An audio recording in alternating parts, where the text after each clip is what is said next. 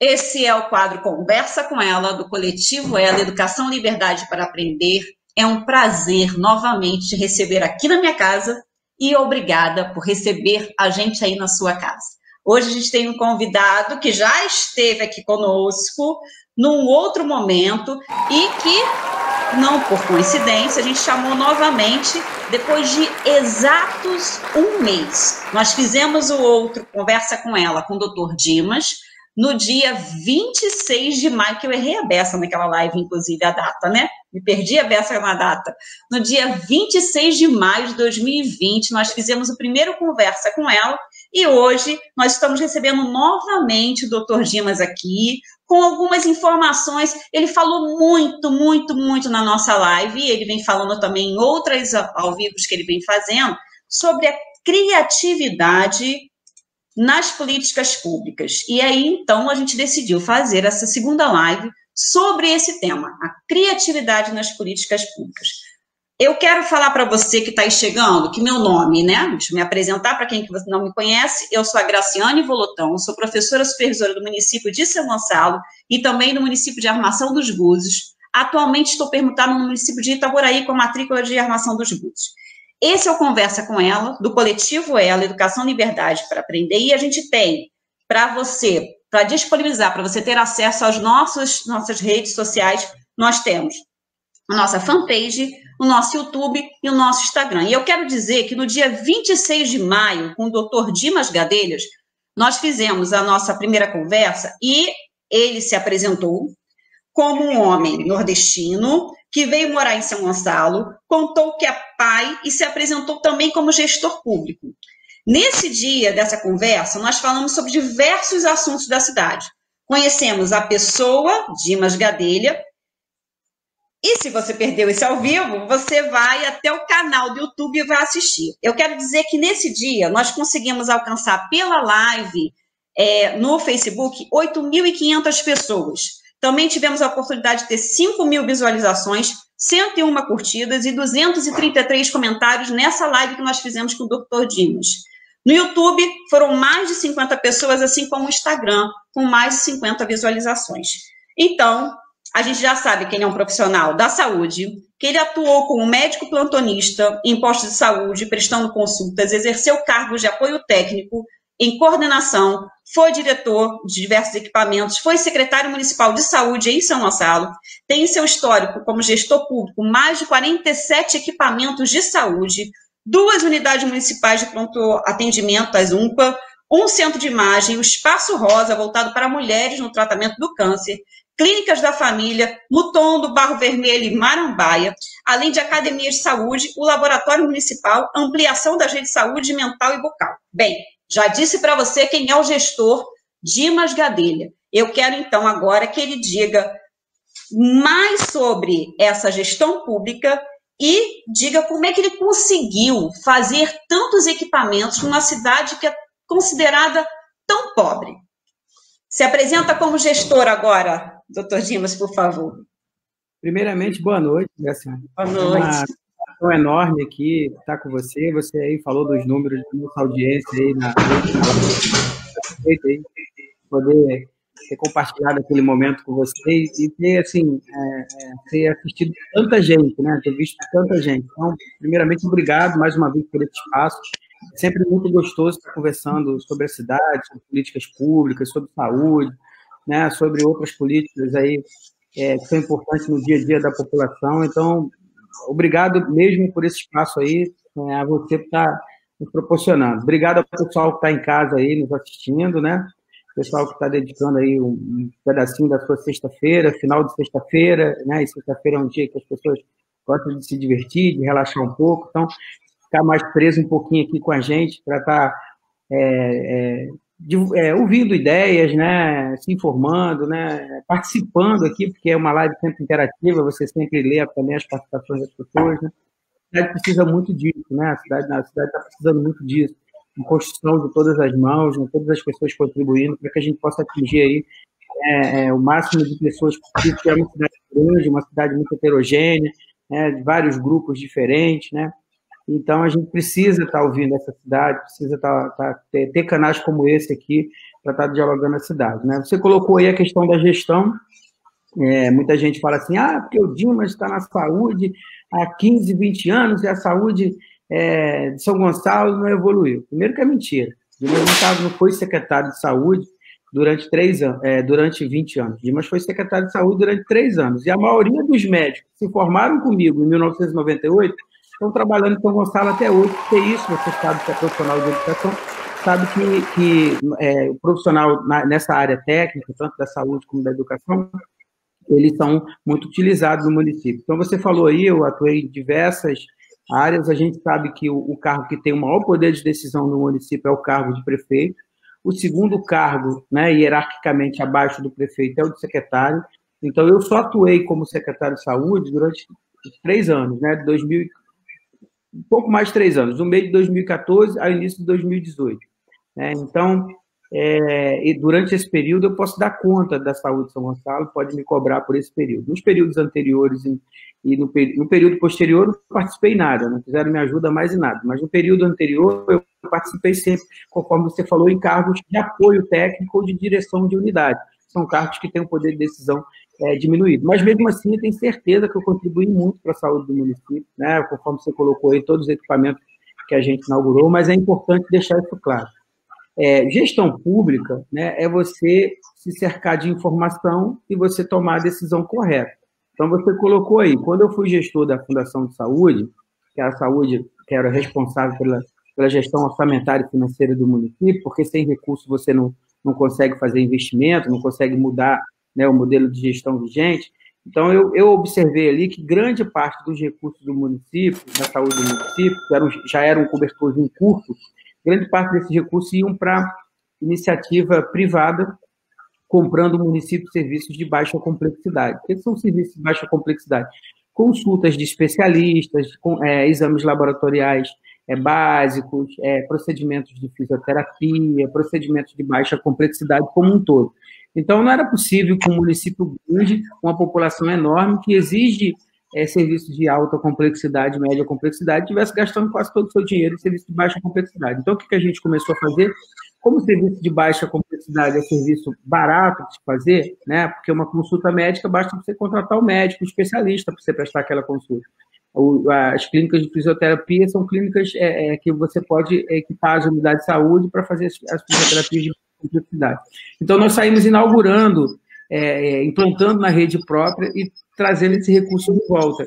Então, a gente conseguiu inaugurar, o que você falou, a clínica da criança, o centro de imagem, vários outros serviços. Então, assim, qualquer curso de captação de recursos que você vai fazer, né, o teu professor lá, quando você entrar no curso, primeiro toque que ele vai te dar, a primeira coisa que ele vai lembrar você e vai te ensinar é falar o seguinte: antes de pensar em captar o recurso que está fora, que é importante que você capte, né, que é novo recurso, você tem que utilizar e otimizar o recurso que já existe dentro do município e que, às vezes, está indo para o ralo ou está cobrindo ações que não são tão importantes assim. Então, você precisa definir prioridade. Então, eu acho que é isso, né? Eu acho que gestão pública, o número 1 é definir prioridade, o número 2 é acreditar que é possível, porque se você acredita que não é possível e começa a tocar o dia a dia, essa gestão de tocar o dia a dia é muito ruim para a cidade, é muito ruim para o gestor, porque ele começa a ser consumido com os problemas diários, né? E a maior parte desses problemas não são problemas que vão impactar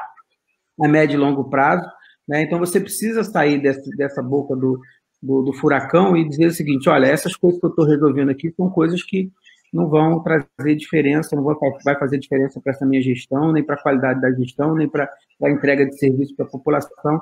Você precisa ali escolher a prioridade, ter vontade de fazer, buscar parceria, porque às vezes o que você precisa para executar aquilo não está com você, na maioria das vezes não é você o ator envolvido com aquele, que tem um poder sobre aquele recurso, então você precisa estar sensibilizando o outro, mas você só consegue sensibilizar o outro ator, o outro setor, o outro órgão, se você também acredita naquilo e está sensível para aquela ação. Então, estabelecer parcerias, né? O que você colocou aí, a criatividade é essencial nos dias de hoje para qualquer área, né? Inclusive para a área de gestão. Então, a inovação, né? Creio que é possível, não se conformar diante daquilo que está sendo feito, às vezes está sendo feito de forma errada, e você pensar, poxa, mas se eu fizesse por esse caminho aqui, de repente poderia ser diferente. Então, acho que gestão é isso, é dessa forma. O município, a gente sabe que tem um orçamento per capita muito pequeno para a população, porque nós temos quase 1,5 bilhão de orçamento para o ano de 2020, mas é pouco para uma população de 1 milhão, é um dos mais baixos do Estado, né? Mas, mesmo assim, é um orçamento acima de 1 bilhão, um orçamento que permite você ainda estar realizando algumas ações. Então, acho que eu espero ter atendido aí tua pergunta, desculpa.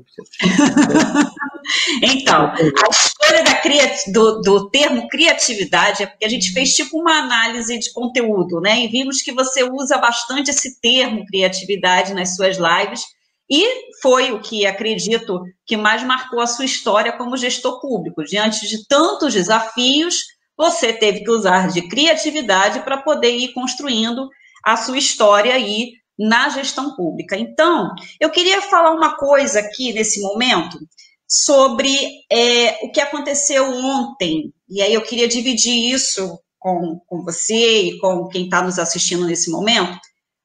O que aconteceu ontem na audiência pública da Lei de Diretrizes Orçamentárias. Ontem eu resolvi participar, né, pela Câmara Municipal, resolvi olhar ali o que estava sendo dito.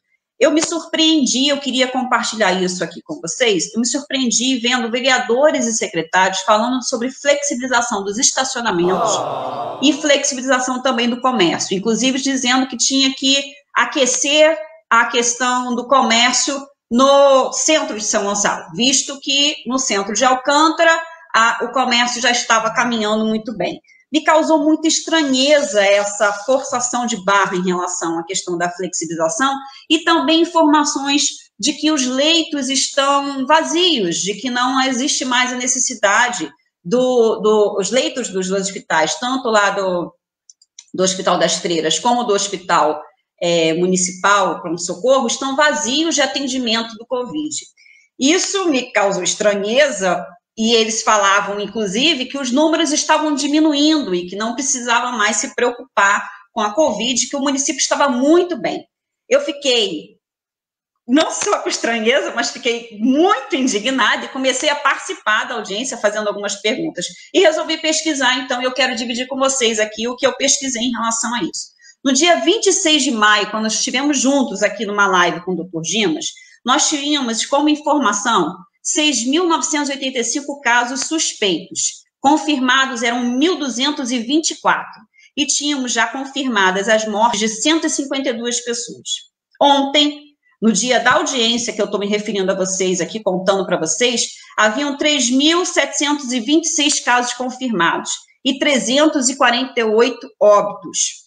Hoje, os dados da Prefeitura já foram disponibilizados e tem 3.813 casos confirmados e 356 óbitos. Ou seja, de ontem para hoje, o aumento foi de 87 casos confirmados e 8 óbitos a mais. Se compararmos com um mês atrás, o aumento foi de 2.717 casos e 214 pessoas morreram pelo Covid-19. Eu não consegui entender a fala dos secretários e dos vereadores presentes na audiência. Chegam a dizer que os leitos estavam vazios do Covid, como, né, a sua experiência enquanto gestor, enquanto secretário de saúde, e o que você tem visto aí na cidade, como é que está isso? Por que falam de flexibilização no município que praticamente não conseguiu fazer o isolamento, que o número é alto, e ainda tem o fato de que o Jornal São Gonçalo ontem mesmo noticiou que haviam mais, pela Secretaria de Saúde, 804 casos a mais de infectados no município, que não estava sendo revelado nos dados da Prefeitura, né? Dizendo, inclusive, que o município era líder de ranking, com mais infectados, ficando apenas atrás de Niterói, com 5.694 casos confirmados, e da capital com 53.307 casos. Bem, eu trouxe essas informações aqui para que a gente converse um pouquinho sobre a atual situação do município em relação ao Covid-19 e as informações que não parecem bater com as políticas que estão sendo feitas no município em relação ao combate, ao enfrentamento do Covid e os dados que estão meio nebulosos em nossa mente. O que você tem a dizer para sobre isso? Boa pergunta, muito boa a sua pergunta, né? Eu acho que é pertinente a gente estar conversando sobre isso no momento onde a gente vê uma flexibilização, não apenas em São Gonçalo, né, mas em vários municípios. Mas, assim, eu tenho acompanhado muito os dados do município. E o que eu vejo? Primeiro, você lembra que alguns minutos atrás, quando eu falei, eu disse que gestão, a base de tudo é informação, né? Então, a gente precisa ter informação correta. Agora, o que é informação? Informação não são dados. O dado, ele precisa ser... O dado é como se fosse uma diamante bruto que você precisa lapidar ele. Tem várias formas de você lapidar, né? O município, ele é muito carente, é muito ruim a análise do dado do município. Quem acompanha os dados do município vê que o município vai jogando o número de casos acumulando. Então, a primeira semana teve tantos casos, ele vai acumulando. Cada dia ele soma os números de casos daquele dia e publica um boletim, né? E existe, e assim, você olhar para os outros municípios, você vê que existem várias outras formas de você analisar esses dados, né? Número de casos diários, conforme você colocou aí, você mesmo subtraiu, porque o município não dá esse dado, você mesmo aí já subtraiu e disse, olha, teve quantos casos ontem para hoje, teve mais 8 mortes de hoje para hoje. Você falou, o município já não faz essa avaliação. No site do município, cada dia apresenta apenas os dados acumulados e você não avalia os dados semanalmente. Por exemplo, eu, como epidemiologista e sanitarista, eu gosto de analisar os dados por semana. Por quê? Porque, às vezes, o caso diário, uma morte que foi naquele dia, não é divulgada, né, naquele dia, tem que esperar testar a confirmação, tem que esperar o exame chegar. Então, às vezes, ele é divulgado lá na frente. No dado semanal, você corrige um pouco essa divergência, né, porque aí você está trabalhando em intervalo de 7 dias, é mais seguro. Você já elimina ali muitas das variáveis que acontecem no dia a dia, né? Então, você está analisando os dados semanais, é muito mais fácil. Os dados de infectados, de número de infectados, a gente sabe que existe uma subnotificação muito grande. Então, a gente o dado oficial, a gente precisa usá-lo como parâmetro, mas eu sei que agora o município andou adquirindo mais kits. No início, a gente não tinha kit nenhum, né? Foi uma negação, então, claro que se você não testa as pessoas, o número de casos não aparece. Na morte, já é mais difícil. Então, eu gosto muito de avaliar o número de mortes para ter o resultado, né? A gente vê, por exemplo, essa última semana agora, quando você pega os dados de infectados e de mortes da última semana, você observa que nessa última semana foi o recorde de número de semanas. Mas é isso que está acontecendo na realidade? Pode ser que seja. Mas, com certeza, o fato de você ter jogado mais testes na rua, você vai captar o maior número, né? E o que aconteceu com a morte? Por exemplo, eu tenho os dados aqui de mortes, que eu venho avaliando semanalmente. A primeira semana, que foi a semana do dia 6/4 ao dia 13/4, né, foi a segunda semana de pandemia, a gente teve 4 mortes aqui em São Gonçalo. Na semana seguinte, foram 5 mortes.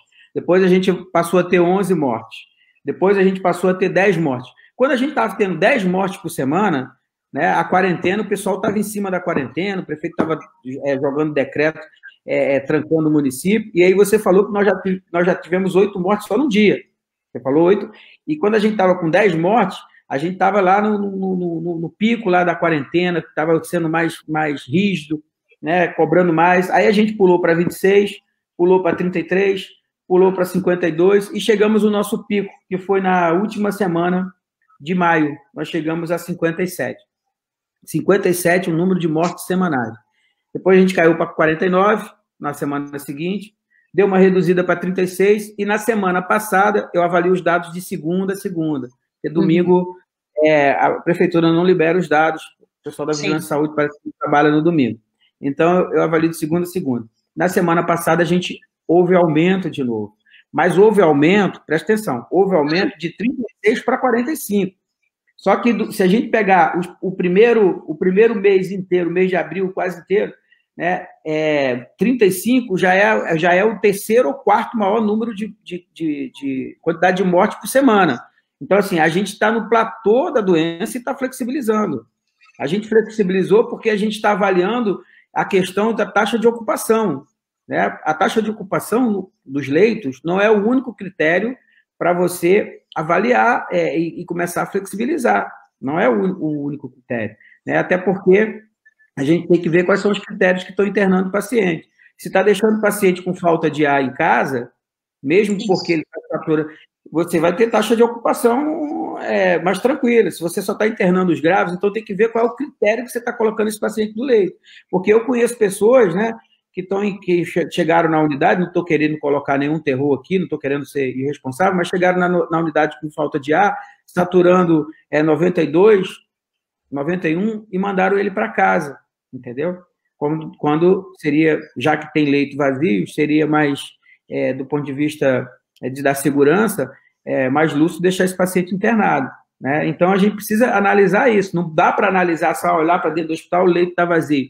Mas como é que está lá o nosso critério de internação? Qual é o protocolo que está sendo usado? Estamos controlando o protocolo? Cada médico tem o seu protocolo, né? Cada médico tem o seu protocolo baseado no que ele viveu nas últimas semanas. Então, assim, eu sou contra essa flexibilização nesse momento, tenho colocado contra, né? Acredito que essa semana agora a gente vai ter um número maior do que de 45, porque você já falou, 8 mortes num único dia, né? Então, quando chegar na segunda-feira, eu vou fechar, né, esse dado novamente. Então, assim, provavelmente a gente vai ter mais de 40 mortes, 45 mortes, né? E lembrando que o nosso pico foi 57 mortes por semana.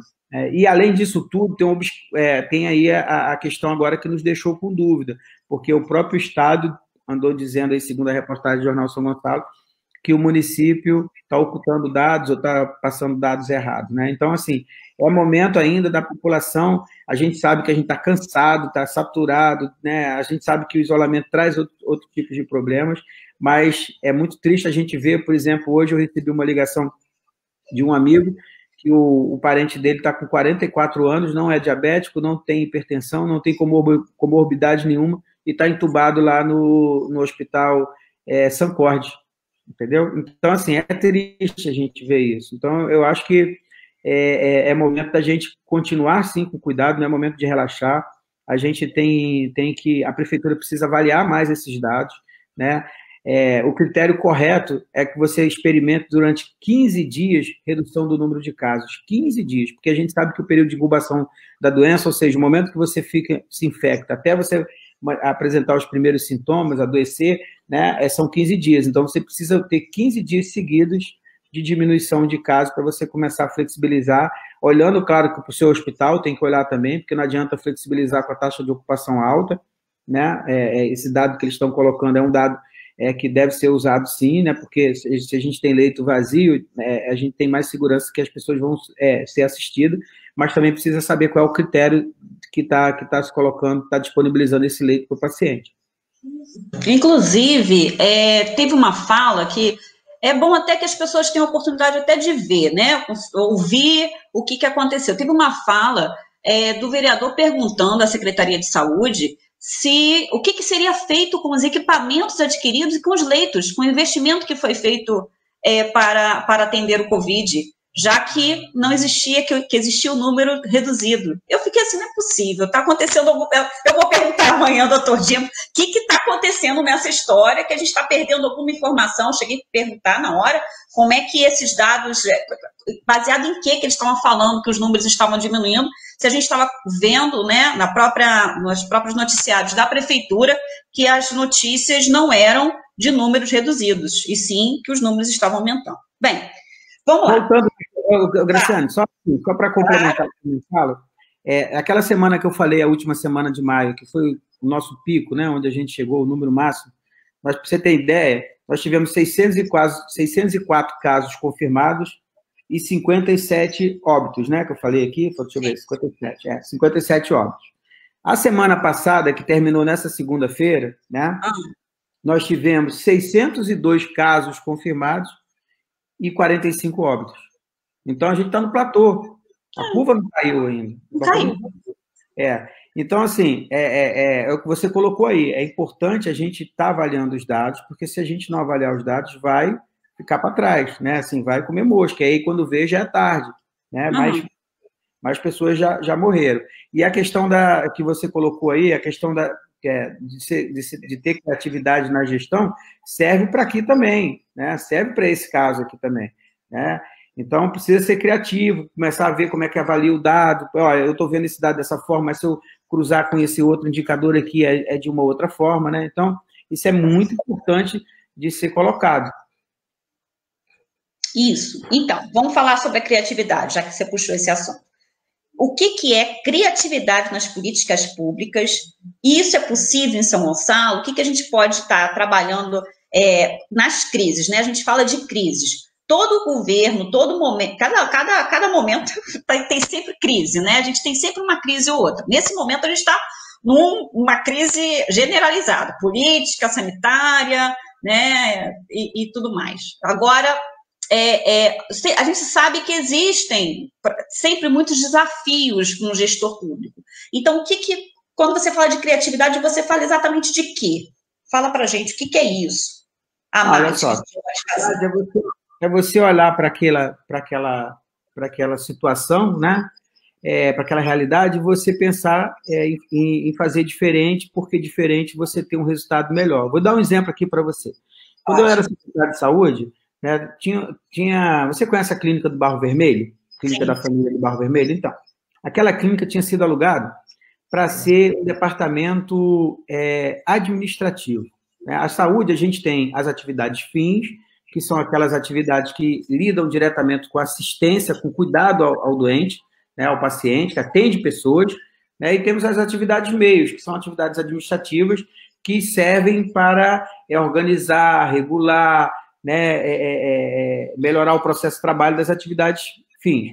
Então, assim, não que as atividades meios não sejam importantes, elas são muito importantes, né, mas para uma cidade que tem dificuldade na assistência ainda, a atividade fim, ela tem que ser prioridade. Então, eles tinham alugado o prédio para uma atividade meio, ia ser imagina um prédio daquele, num local daquele, numa comunidade, um posto de saúde pequenininho, que não atendia a população toda, que tinha baixa cobertura de saúde da família, né? Imagina um prédio daquele para abrigar setores burocráticos. Não que os setores burocráticos na saúde não sejam importantes, são importantes, né? Mas o mais importante é a assistência. Então, você consegue ver, peraí, isso aqui vai funcionar aqui? Não, mas se eu levar esse pessoal administrativo, se eu alugar uma sala num prédio comercial, se eu colocar... Eu consigo abrigar bem, né? Isso aqui tem uma cara, tem um jeitão de um posto de saúde grande, de uma clínica família. Então, a gente vai ganhar uma clínica de família num lugar importante, numa área que está carente, que precisa. Então, é mais ou menos isso. É tomar a decisão correta, é ver a decisão correta. Por exemplo, quando a gente pensou no aplicativo de saúde, né, que a gente chegou a implantar, esse governo levou à frente. Quando eu saí, eles esqueceram o aplicativo, né, porque a gestão é muito pessoal. As pessoas têm... eles não se preocupam com as ideias, eles se preocupam com as pessoas. Então, a ideia pode ser até legal, mas se foi da outra pessoa, não serve. Né? E aí você também não coloca uma outra ideia na frente. Continuidade, políticas, né? Personalismo. Então, você sabe, a gente chegou a rodar o aplicativo aí na época, acho que 7 mil pessoas baixaram. Então, imagina um profissional de saúde que está atendendo lá no pronto-socorro central, que é uma porta de emergência, e precisa encaminhar aquela pessoa que chegou do pronto-socorro central.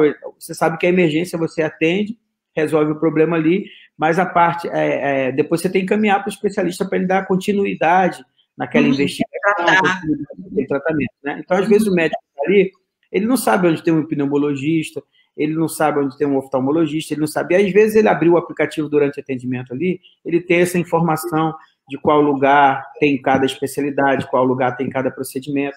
E a gente chegou a mapear, a disponibilizar pelo aplicativo até marcação de exames. A gente sabe que você, na gestão, você não pode pegar um exame que tem uma demora de 5, 6 meses, uma consulta que tem demora de 5, 6 meses, e disponibilizar no aplicativo, que vai ser frustrante a pessoa ali marcar uma consulta para daqui a 1 ano, daqui a 8 meses. Mas a gente começou a colocar no aplicativo aqueles procedimentos, aqueles exames que a gente tinha já capacidade de ofertar o serviço, de marcar a consulta em até 30 dias, né? E aí, isso, a questão é importante até para você organizar, porque entender o seguinte, olha, você tem informação.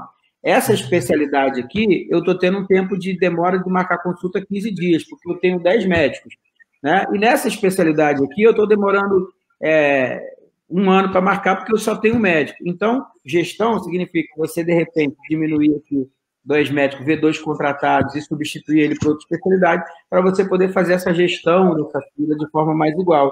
Né? Então, isso é gestão, isso é criatividade, isso é iniciativa, né?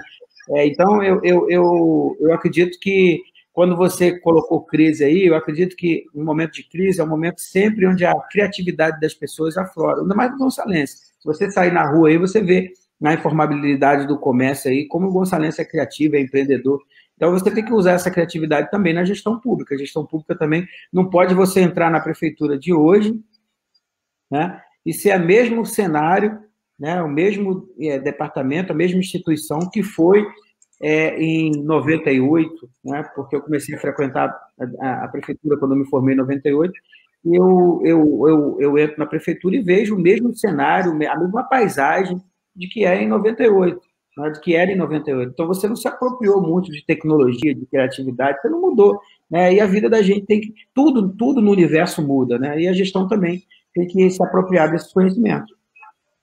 Perfeito, perfeito. Eu estou tão distraída te ouvindo que eu deixei de botar as banners aqui, tem um monte de banner para botar, esqueci de colocar, ó.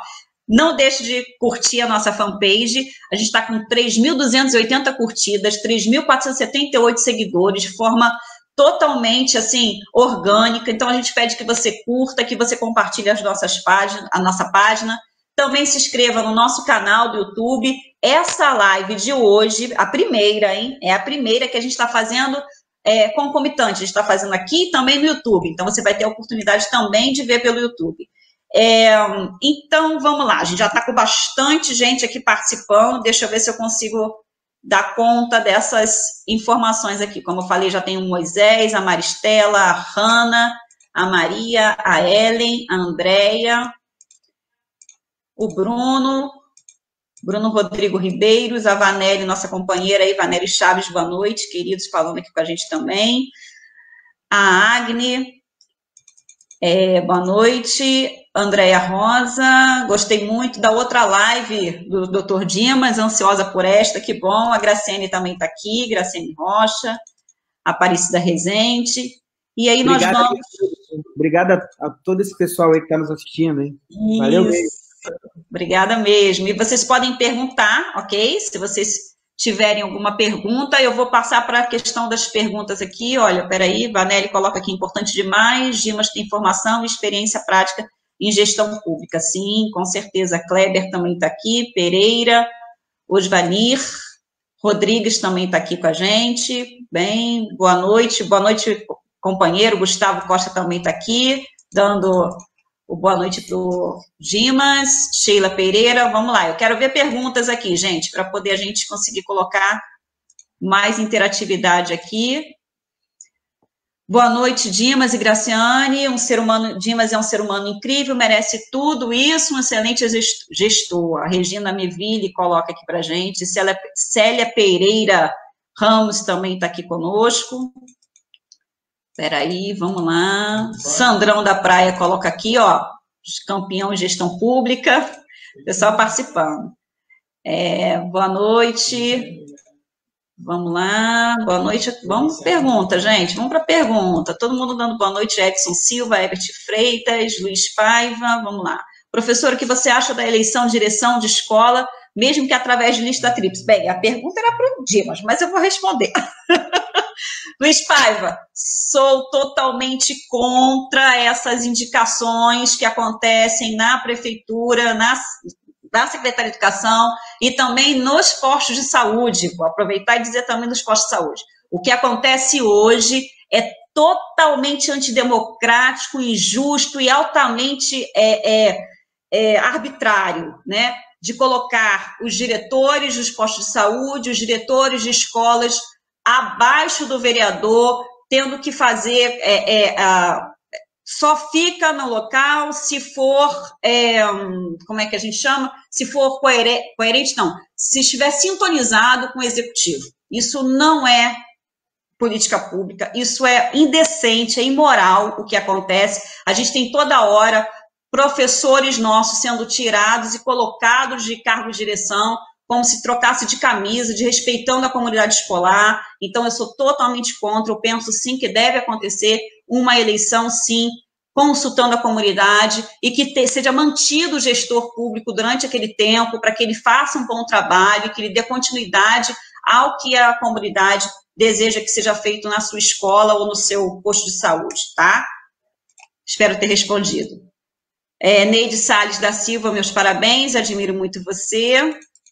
Vamos lá, Angélica também está aqui com a gente, Casimiro, boa noite, Angélica, tudo bem? Saudades. Cristina Antunes também, parabéns, doutor Dimas. Deixa eu ver aqui. Esse negócio de ficar lendo e fazendo é difícil, né? Não é fácil, não. Edson nunca... Oi? Desculpa. É bom porque também o pessoal, a gente deixa o pessoal participar, né? Edson Silva, nunca na existência de São Gonçalo, na história, alguém conseguiu fazer o que o Dr. Dimas Gadelha fez. Que legal ouvir isso, né? Bom, né? Pra gente, né? A gente fica... O que mais que Regina Meville fala aqui, o que mais fez pelo nosso município, pela saúde, sua contribuição foi histórica e humana. Yuri Souza também está aqui, boa noite, Yuri. Danilo Belo Pires, Herpt Freitas, eu vou passando, gente. Yuri Souza também, Elma Santos, Dr. Dimas. Eu quero saber o que vai ser feito daquele teatro que não foi inaugurado. Dr. Dimas, tem como responder isso? Tem? Então, é lamentável, né? É lamentável a gente ver aí o teatro, eu lembro, no final do governo Neilton, o teatro foi inaugurado, né? Sim, também lembro disso. O teatro foi inaugurado. Então, a gente tem aí quase 4 anos, né? E aí está se movimentando para inaugurar o teatro agora, mas não adianta inaugurar o teatro se não tem política para a cultura do município, né? Eu recebi uma mensagem aqui agora, né? Foi coincidência, né? Dizendo o seguinte, essa semana soube que o povo da música foi abandonado nessa gestão. Escola de música Pixinguinha fechado. Aulas de orquestra também foram canceladas, assim como as bandas escolares. Então, um governo que não enxerga na cultura, né, o potencial de alavancar o seu povo, de alavancar a economia, é um governo completamente sem visão, né? Então, assim, não dá para a gente adivinhar como é que o governo vai inaugurar, se vai inaugurar e se não vai ter nenhum tipo de espetáculo, se não vai ter nenhum tipo de política ali que possa viabilizar, tornar o teatro sustentável e tornar o teatro, colocar o teatro na agenda aí do município aí onde a população possa participar. Então é lamentável, né? A gente vê isso. Eu fui surpreendido também, não sei se você viu isso, não sei se foi fake news, né? Mas que alguns vereadores assinaram a extinção, culpando o coronavírus, assinaram a extinção da Secretaria de Cultura, de Esporte e Lazer, como se o coronavírus, né? Pelo contrário, né? Aí entra a criatividade. Por que não faz atividade em home office, né? Por que você não ajuda lá o profissional de cultura, né? Assim como tem as lives dos cantores famosos, por que a gente não pode ter espetáculo sendo transmitido também pela internet, né? Por que não estimula os profissionais de educação física, promover saúde também pela internet, montar grupos, né? A gente tem essa ferramenta, então deveria ser o contrário, a gente deveria estar ajudando esse pessoal não ficar com dificuldade, não ter dificuldade financeira, né? E aí, ao contrário, a gente começa a botar culpa, né, no coronavírus pela nossa ineficiência e a nossa capacidade de enxergar o quão é importante algumas políticas públicas, né? Isso, na verdade, é isso. O coronavírus não tem nada a ver com isso. É claro que a gente tem que se adaptar na questão do isolamento, mas precisa ser criativo para entender que algumas atividades podem ser inovadas, podem ser estimuladas, podem ser incentivadas a ser feitas de outra forma, sem prejuízo ao resultado final. É lamentável a gente ver isso nesse município. Demonstra o quanto é pequeno o gestor que está aí no município hoje. Nem parece que é médico, né? Porque a gente sabe, quem é médico sabe que a definição de saúde é uma definição ampla, né? A gente sabe que para você ter saúde, você precisa ter cultura, você precisa ter meio ambiente saudável, você precisa ter esporte e lazer, você precisa ter renda, você precisa ter uma educação. Então, como é que você quer resultado na educação se você... Então, é lamentável isso. Eu fico muito triste com isso tudo aí. Não tem como a gente saber se o teatro vai para frente, se não vai para frente, se vai ser inaugurado, se não vai, até porque tem ruído aí de que até a própria secretaria pode ser extinta, né? 6 ou 7 vereadores aí assinaram aí lei, absurdo. Parece que recuaram. Eu escutei toda a informação que realmente assinaram e tudo, e que era uma PL, né, para poder ser aprovada na Câmara, mas parece que recuaram. Espero que isso seja verdadeiro. Chama a atenção aí 2 coisas, né? Primeiro, a ignorância da pessoa que assinou isso, de achar que realmente... Também, né? A ignorância, a falta de visão, é a falta de entendimento do que é uma cultura. Né? Você não fecha a cultura de um povo. Você não fecha, não tem como. Né? Quando a gente começa você não tem como. E segundo, né, parece que o motivo era ciúme de outro vereador que estaria indicando mais gente no campo. Né? Parece que o motivo era esse. Então, como retaliação, os vereadores fizeram isso. Aí, quer dizer, então é pouca farinha, meu pirão primeiro, que se dane a cultura de um povo, que se dane a manifestação popular de um povo em função do meu interesse. Então, é um absurdo isso, né? Absurdo dobrado. Essa questão das indicações, né? A gente estava falando da indicação de cargos aí, direção de posto de saúde, direção de escola, a mesma coisa acontece aí com a cultura e com outras secretarias. Falando em cultura, olha quem está aqui com a gente, ó, Randall Fará, ele vai fazer uma live comigo em breve sobre cultura. E ele fala aqui, ó, grande encontro, leveza, qualidade, compromisso com o São Gonçalo e a gestão pública. Obrigada por você estar aqui com a gente também, nosso amigo, companheiro Randall. Aqui está também o Edson Silva, colocando parabéns, Dimas, por ser prático, objetivo em seu discurso. Andréia Rosa, e como gestor se cercar de gente competente e comprometida com a cidade. Beleza. Como melhorar esse orçamento? Andréia Rosa pergunta aqui para a gente. Para você. Maria Souza Rocha Boa também está aqui. Fala.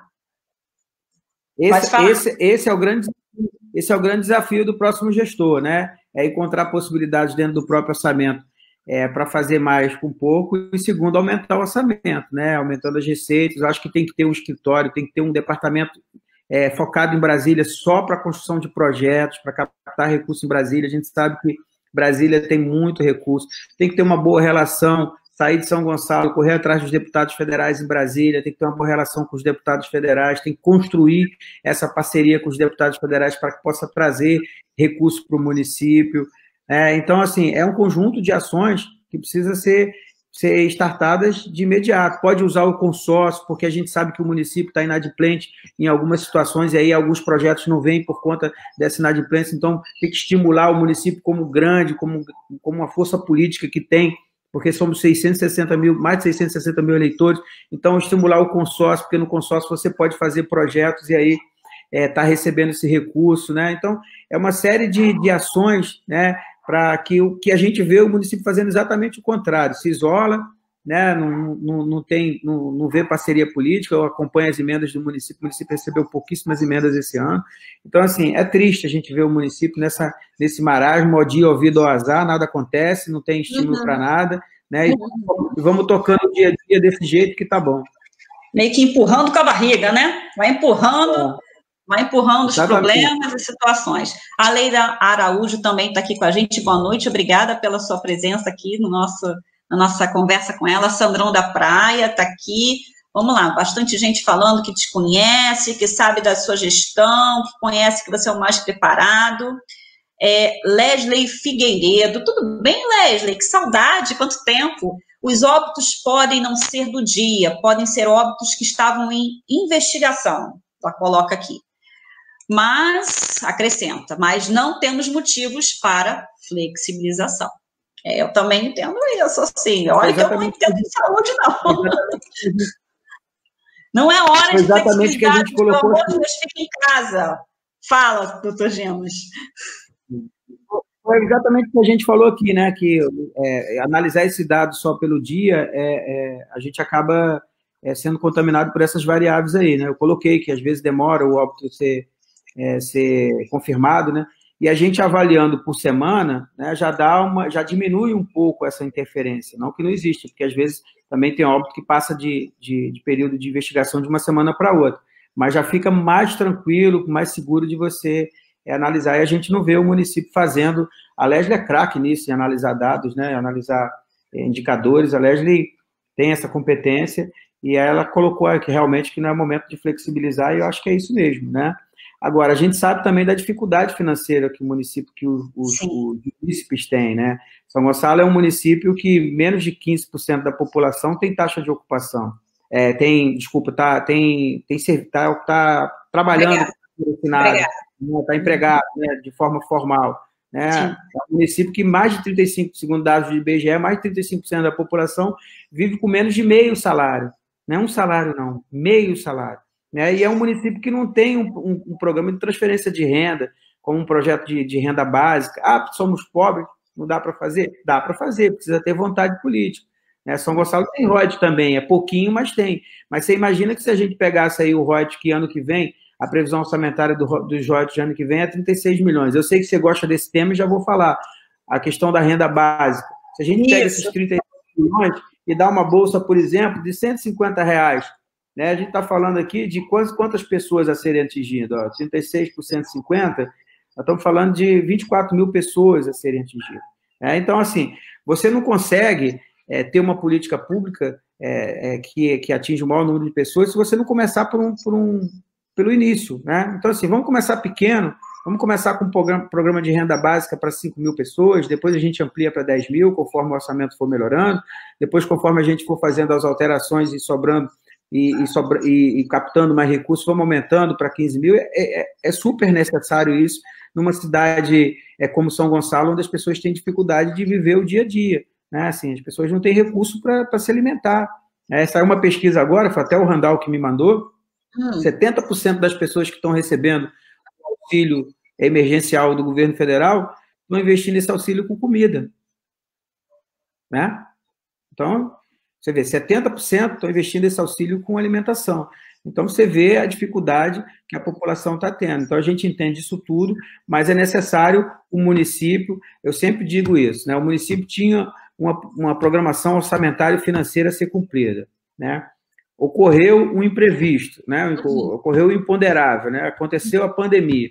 O município parou muitas atividades. Então, a gente tem que pegar esse recurso, mesmo ele sendo pouquinho, a gente tem que readequar ele para a realidade que a gente está vivendo agora, porque é do poder público que a gente espera uma ação, né? Assim como o governo federal, o governo estadual. Então, falta muito isso no município, é um município engessado, né? Do ponto de vista de gestão.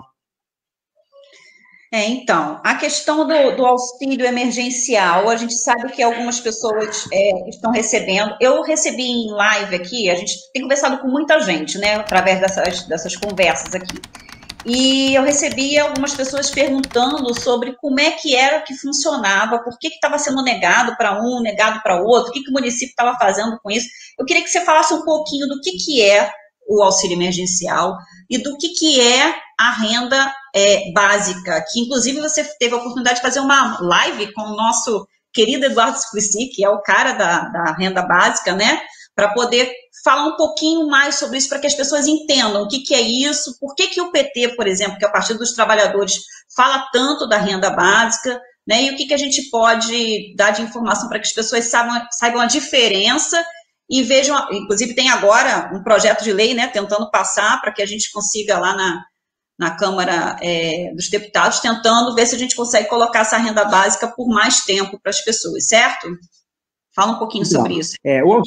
O auxílio emergencial, né, é um auxílio que o governo federal está dando, né, que o PT, quando lançou, o PT puxou essa discussão, queria que o auxílio fosse de R$ 1.200, o governo inicialmente queria dar um auxílio de R$200, depois aí, no diálogo na Câmara, acabou ficando em 600, nem ficou lá, nem ficou aqui, né, acabou ficando em 600. Então, é um auxílio, conforme o nome fala, emergencial, né, que vai durar só até o período da pandemia. Né? Agora há pouco, ontem o presidente resolveu renovar, né, mais um período, mas iria só, e deve ir só até quando normalizar a pandemia. A renda básica, não, é uma política pública, né? Ela é uma política de transferência de renda para aquelas populações mais vulneráveis. Né? Você colocou aí Quaquá, né? A gente Maricá faz essa transferência de R$175 através de uma moeda local, que é a mubuca, né? E aí esse morador ele pode usar esse recurso em qualquer um dos estabelecimentos comerciais do município credenciados, né?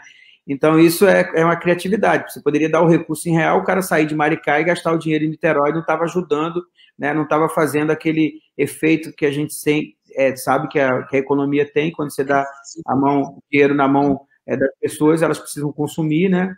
Principalmente aquelas pessoas que têm demandas maiores, né? Elas precisam consumir, e aí acaba aquecendo a economia. Então, a gente vem conversando aí com os quadros, o Eduardo Suplicy, você colocou muito bem, é uma pessoa especialista nisso, na renda básica, participou dos projetos de renda básica de várias cidades e estuda até outros países, por exemplo, o Alasca tem um programa desse de renda básica, mesmo sendo nos Estados Unidos, um país neoliberal, né, eles dividem o royalties do petróleo lá com a população. Então, eu acho que São Gonçalo, esse programa de renda básica, ele casa como uma luva. Então, a gente tem que... a nossa tarefa, o nosso dever de casa é estudar o orçamento da cidade e tentar reservar esses 36 milhões de royalties de petróleo para fazer um programa desse em São Gonçalo.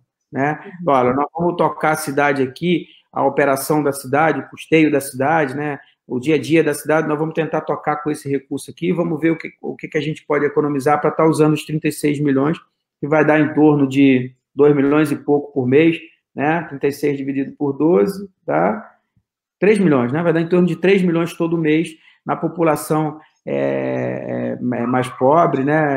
Mais vulnerável, e ajudando também o comércio local, porque se dá através de uma moeda local e tentando fazer um link, de repente, com lixo, com geração, com coleta seletiva, para a pessoa participar desse programa, ele precisa fazer a coleta seletiva do lixo da casa dele, né? Então, a gente vai, além de melhorar a qualidade de vida, distribuir renda, a gente também vai induzindo a pessoa a ter práticas mais responsáveis com o meio ambiente, com o próprio lixo, que a gente sabe que lixo é renda.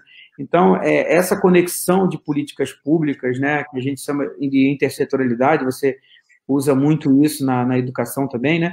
Então, é super essencial para tudo. Então, a gente vem estudando isso, vem pensando nisso, e com certeza essa vai ser uma das nossas 13 metas do nosso plano de governo. A gente vai começar a discussão de plano de governo, vai ser aberto para toda a população participar, conforme você colocou aí, isso é democracia, é assim que tem que ser, mas isso a gente não abre mão, esse programa de transferência de renda, assim como também o passaporte universitário. Ah, não dá para fazer. Dá para fazer em São Gonçalo. Você tem um cenário hoje onde as universidades públicas de São Gonçalo estão passando dificuldade financeira, porque a crise fez com que a pessoa não consiga mais pagar a mensalidade da faculdade. E mesmo o município não sendo responsável pelo ensino superior, mas você sabe hoje que você tem vários jovens na cidade aí, cidade é uma cidade que precisa de qualificação profissional, né? Então a gente tem que pensar em investir nisso também, tá? De repente a gente tem a saída para 3 problemas, né? Questão da segurança, porque se esse jovem não está estudando, não está em sala de aula, ele está lá na barricada, né? A questão também econômica, porque se uma faculdade dessa fecha, porque está com 30% só de matrícula, tem 70% de ociosidade, né? Ou seja, a capacidade instalada dela é para um número X de alunos e só tem 30% desses alunos hoje em matrículas ativas, né? Então, é a economia também, porque a faculdade gera a economia. Se você olhar ali a Trindade, ali na Universo, em volta da universidade, você tem ali um grande, né, fervor econômico ali, porque tudo é o universo que gira ali, pela quantidade de pessoas que se deslocam para ter aula ali diariamente. Então, assim, você precisa, né, ter essas saídas, e é um programa que, de repente, com R$1 milhão de reais mensal, você consegue colocar aí 3 a 4 mil alunos em uma sala de aula, fazendo, claro, um processo seletivo, né, vendo quem, tendo critérios, né, cobrando também que esse aluno possa ser um voluntário em algumas ações da prefeitura. Devolver isso para a própria cidade, né? Devolver isso para a própria cidade, né? Também participando da coleta seletiva do lixo, porque se coleta seletiva a gente pode ter renda ali. Então, são essas ações aí que é o tema do nosso debate de hoje. Eu acho que também a gente não abre mão nessas 13 metas. Aí você fala assim, R$1 milhão para passaporte universitário, 3 milhões para programa de renda básica, dá 4 milhões por mês, né? Vezes 12 meses, dá 48. 48 milhões, num orçamento de 1,5 bilhão, significa quanto? Né? 10% seria 150 milhões, seria menos de 7%, menos de 5%. E aí a gente estaria... para o município. Isso retorna. E isso é o que o Lula fala tanto de colocar o pobre no orçamento do governo. Sim. Né? Isso é você... 5% do orçamento aqui a gente vai disponibilizar para programas sociais, programas que possam fazer essa roda aí girar. Né? Eu acho que é isso. Acho que criatividade é um pouco disso, é a gente colocar essas políticas que podem, a médio e longo prazo, impactar aí na qualidade de vida do gonçalense. Teve uma matéria, né, que dizendo assim, o Dimas vai copiar o município de Maricá, né, as propostas de copiar o município. Eu falei, nossa, mas se der certo, se está dando certo de um lado, por que não copiar, né? A gente sabe que dá certo. O Lula já aprovou que deu certo, o Quaquá já aprovou que dá certo, por que a gente não pode? A gente só vai precisar adaptar, né, para o município, para as condições, para a renda que tem, para a arrecadação que tem. Mas se dá certo, por que não fazer, né? Assim, a gente, quando a gente dá a entrevista, né, a gente fala do que tem dentro do nosso coração, do nosso desejo, mas nem sempre quem está do outro lado, ele coloca tudo que você disse, né? Eu fui muito claro que a gente vai obedecer aqui os critérios do município, obedecer a realidade do município, mas eu também não tenho vergonha de copiar o que dá certo, não. Nós vamos copiar, sim, o passaporte universitário, nós vamos copiar, sim, o programa de renda básica, a moeda local, nós vamos copiar, claro, que a gente vai adequar a realidade do município, o tamanho do município, a capacidade do município, né? Mas o repórter, quando ele tem afinidade com você, ele tem. Quando ele não tem, prefere ter afinidade com o outro, ele já começa né? Você sabe que a escrita tem esse poder aí de induzir as pessoas, né? Então, eu acho que ele também, acho que ele foi um pouco maldoso. Mas ele vai me ligar de volta querendo outra entrevista, que com certeza, tenho certeza que vai dar muito trabalho para ele. Faz parte, porque as pessoas têm opinião diferente e vão tentando a mídia, a comunicação, né, no geral, a gente tem que entender que tem sempre, né, uma outra, como é que a gente pode dizer? Tem sempre alguma coisa por trás, né? Tem uma pessoa por trás que ela vai manipular conforme o entendimento dela. E aí o ideal é que a gente leia mais de uma reportagem daquele assunto. Mas assim, eu vou te falar que eu peguei os dados sobre a questão do que você já construiu, né? Dessa reportagem. Então, ele conseguiu trazer também quem é o gestor Dimas Gadelha. Isso é bom. Então, é só você aproveitar as coisas boas da matéria, né? Do que ele trouxe lá.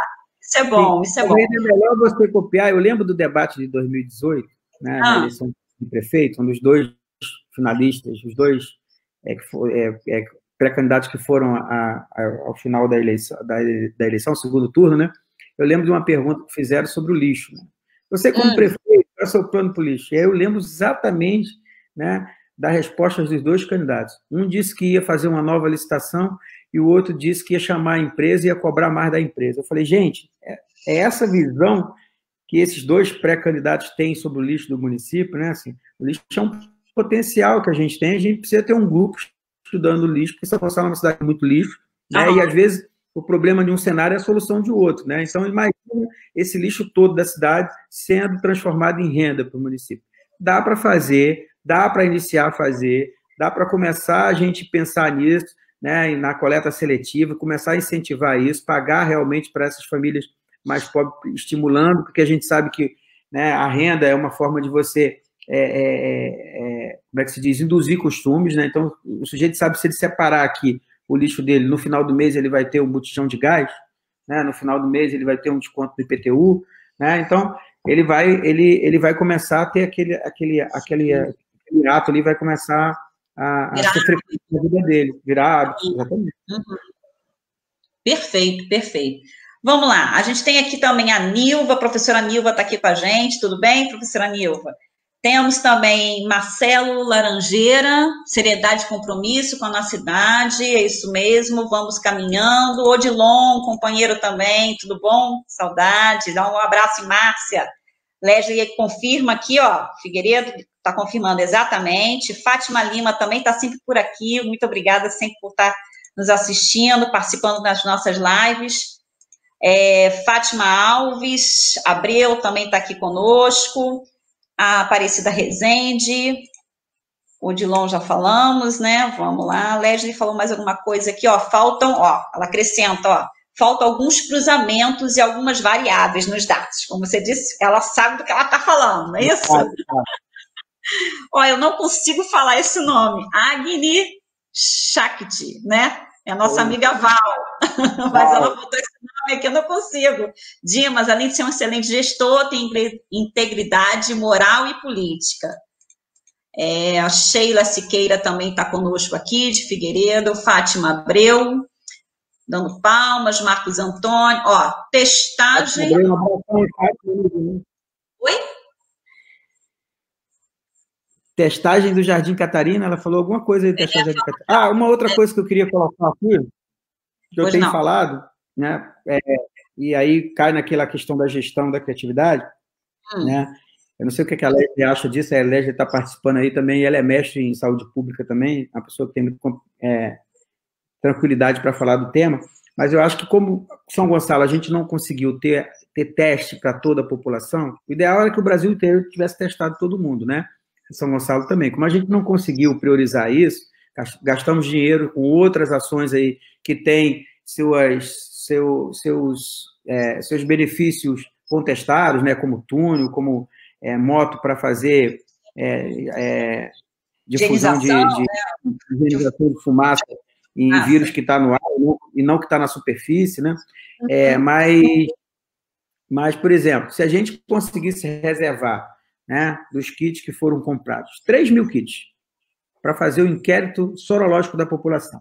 A gente não faz pesquisas eleitorais, a gente não entrevista a população toda, e a gente não tem um diagnóstico ali que a amostra, exatamente. Então, se a gente reserva 3.000 testes e faz um inquérito sorológico, né, dividido pelos bairros, né, pelo perfil social, demográfico, quantidade de homens, mulheres, faixa etária e tal, a gente poderia ter um diagnóstico, né, situacional de como que está o quadro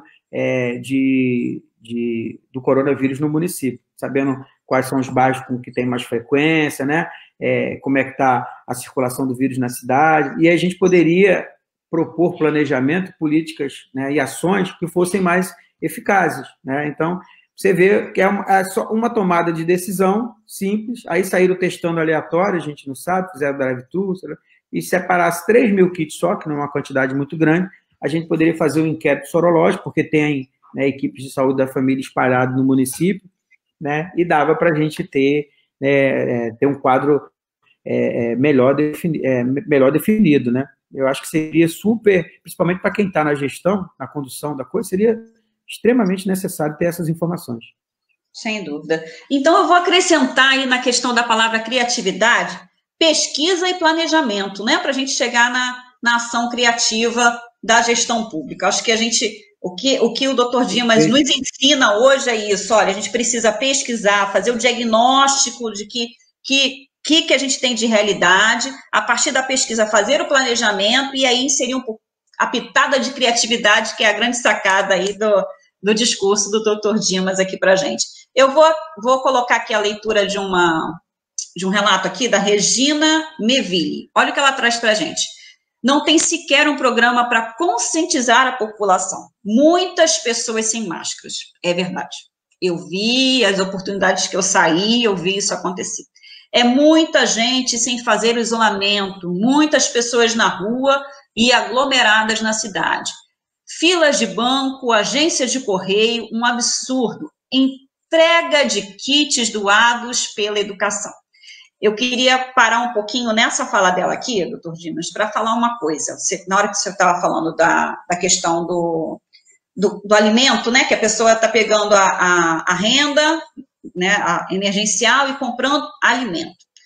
A gente tem clareza, apesar de a gente não ter os dados, né? Você chegou a apresentar uns dados, mas eu não tenho os dados aqui. Por exemplo, para dizer quantos alunos, não posso dizer em dados oficiais, quantos alunos dependem da alimentação da escola. Não tenho essas informações. Mas eu posso dizer, por experiência, por todas as vidas que a gente viveu dentro das escolas e dentro da Secretaria de Educação de São Gonçalo também, quanta criança depende dessa alimentação? São muitas crianças que dependem. E aí, a Secretaria de Educação, depois de muito tempo, uma morosidade de meses, entrega um kit alimentação, dizendo que esse kit de alimentação é por aluno, e diz ainda no decreto, inclusive, que é sancionado, né, que é visto pela equipe do CAI, que é o Conselho de Alimentação Escolar, e também pelas nutricionistas. A gente vê pelo kit, não precisa ser formado em nutrição para ver que é baixo o valor nutricional que tem naquele kit, e mesmo que seja para uma pessoa, né? Não tem uma série de nutrientes que são necessários e que a gente que é mãe, por exemplo, eu que sou mãe, tenho essa intuição, não preciso pesquisar muito a respeito do valor nutricional.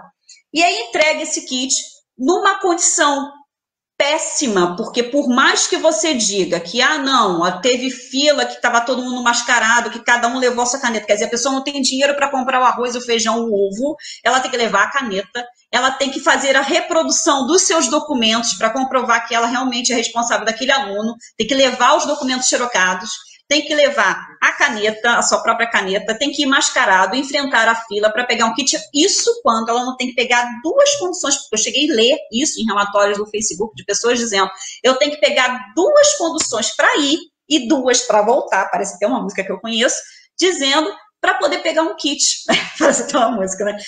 Para pegar um kit, para que não dura, acho que nem 2 semanas aquele kit, né? Vou chutando aqui, nem 2 semanas, mesmo que seja para uma pessoa. Sendo que os vereadores fizeram um grande circo, como já estão acostumados de fazer na Câmara do município, dizendo que estavam aprovando uma lei que autorizava o município a dar cesta básica para a família, e não para o aluno. Cesta básica para a família. Não diz qual é a fonte, tá certo? Falharam, mas disseram que eles estavam liberando a Secretaria de Educação e a Prefeitura para dar essas cestas básicas. Enfim, não tem condições de a gente ver a nossa população passando fome, com tanta necessidade, e a gente continua sem uma política que faça com que essas pessoas consigam ficar em casa, ou as que saiam tenham total segurança para sair, para trabalhar, né, nas condições que o município dá.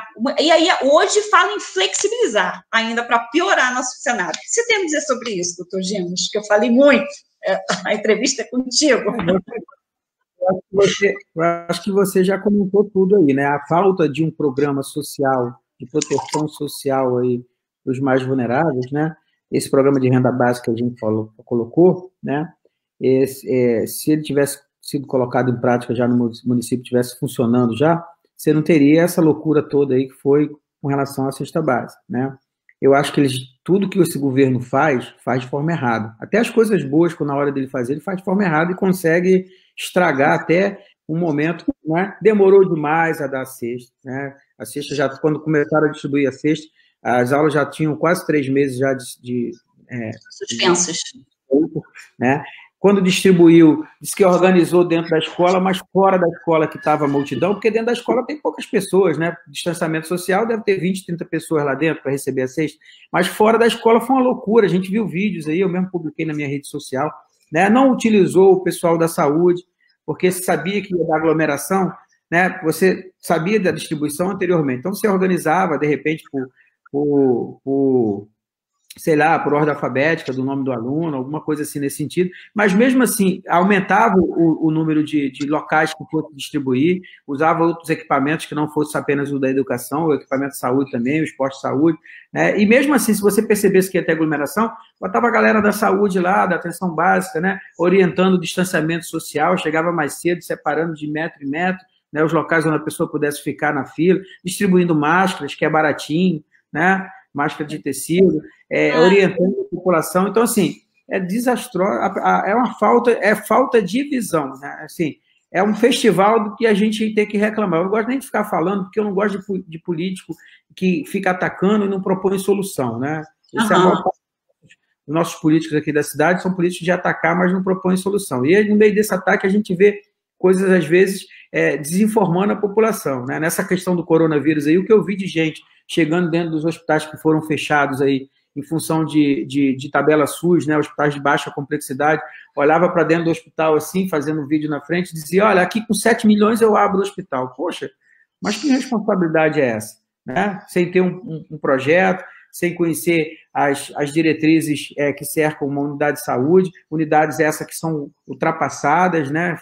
Funcionaram na década de 80, de lá para cá, muita norma de RDC que controla a qualidade dos serviços de saúde, com distanciamento de um leito para o outro, com tamanho de porta, né? Com várias, com rede de oxigênio. e vácuo, que a maior parte desses hospitais não tinham, porque eram leitos de baixa complexidade, internavam pacientes que era, naquela época, não precisava, às vezes, um paciente que precisava apenas de medicação, e hoje você não interna mais esse tipo de paciente, né? Hoje você tem que ter, no mínimo, um mínimo de complexidade possível no leito, um oxigênio, uma rede de vácuo, entendeu? Então, a maior parte desses hospitais, o município ia gastar fortuna, né? O Estado ia gastar fortuna também para poder adequar. E uma vez adequado, esses hospitais funcionando, quem ia custear pós-pandemia esses leitos? Né? Esse hospital? Será que cabia no orçamento do município?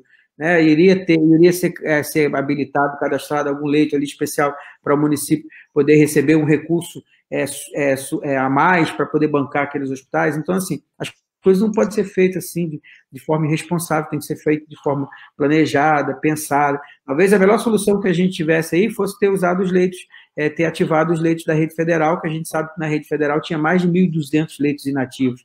E quando o governo do estado resolveu implantar 1.400 leitos através de um hospital de campanha, se tivesse sentado na mesa com o governo federal, né, e parar de fazer política de acusação um contra o outro, quer ver quem aparece mais do que o outro, tivesse sentado e falado assim, vamos ativar os leitos da rede federal, né, teria sido muito menos recurso, muito mais rápido. A gente sabe a demora que foi liberar o hospital de campanha de São Gonçalo, né, e teria feito de forma mais eficaz e mais eficiente, né? Então, é isso. A política, no momento, no Brasil, no nosso estado, é dessa forma, né?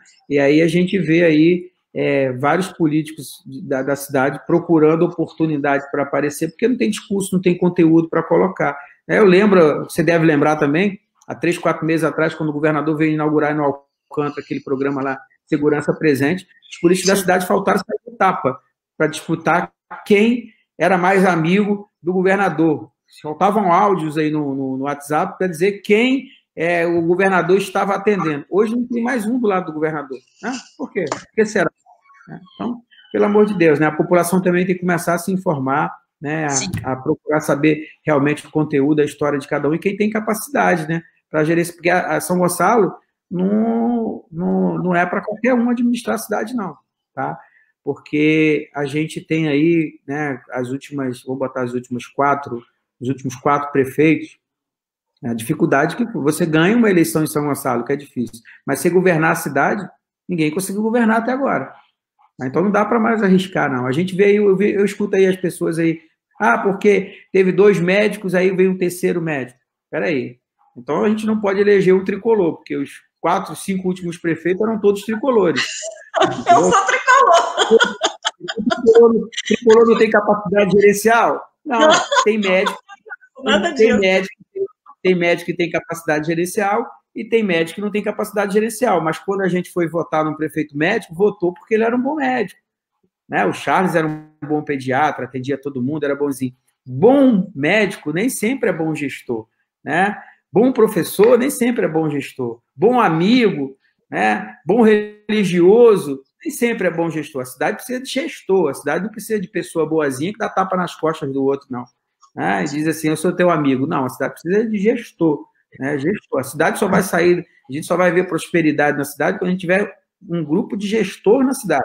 Não é gestor só sentado no gabinete do prefeito, não. É gestor no gabinete do prefeito, é gestor nas secretarias, é gestor nas unidades de ponta, né, nos equipamentos de ponta, é gestor também na Câmara de Vereadores, entendeu? A cidade precisa disso. Qualquer coisa fora disso, qualquer modinha, que agora não pode ser médico, que agora não pode ser Partido Trabalhador, que agora qualquer modinha fora disso, né, tem que avaliar a pessoa e o grupo que a pessoa traz consigo. Né? Então, eu acho que é basicamente isso, para poder a cidade sair dessa situação. Aí a gente vai parar de discutir esse varejo aí, que é um absurdo para quem entende gestão, ver o município discutindo extinção da Secretaria de Cultura. Não se acaba a cultura de um país, de um povo. Não se acaba. A cultura da cidade, por mais que a secretaria fosse fechada, né, se fosse o caso de chegar a essa aberração, você teria cultura quando saísse de casa, quando passasse pelo bairro do Jardim Catarina, quando passasse pelo bairro da Trindade, você ia ver lá as pessoas exalando cultura, manifestando cultura. Você precisa otimizar essa cultura e fazer com que essa cultura seja uma ferramenta para alavancar a cidade, né? Onde a gente possa ativar a economia da cidade né, pela cultura, né? A gente não viu nenhum tipo de auxílio aí para a galera da cultura. Está discutindo a lei federal.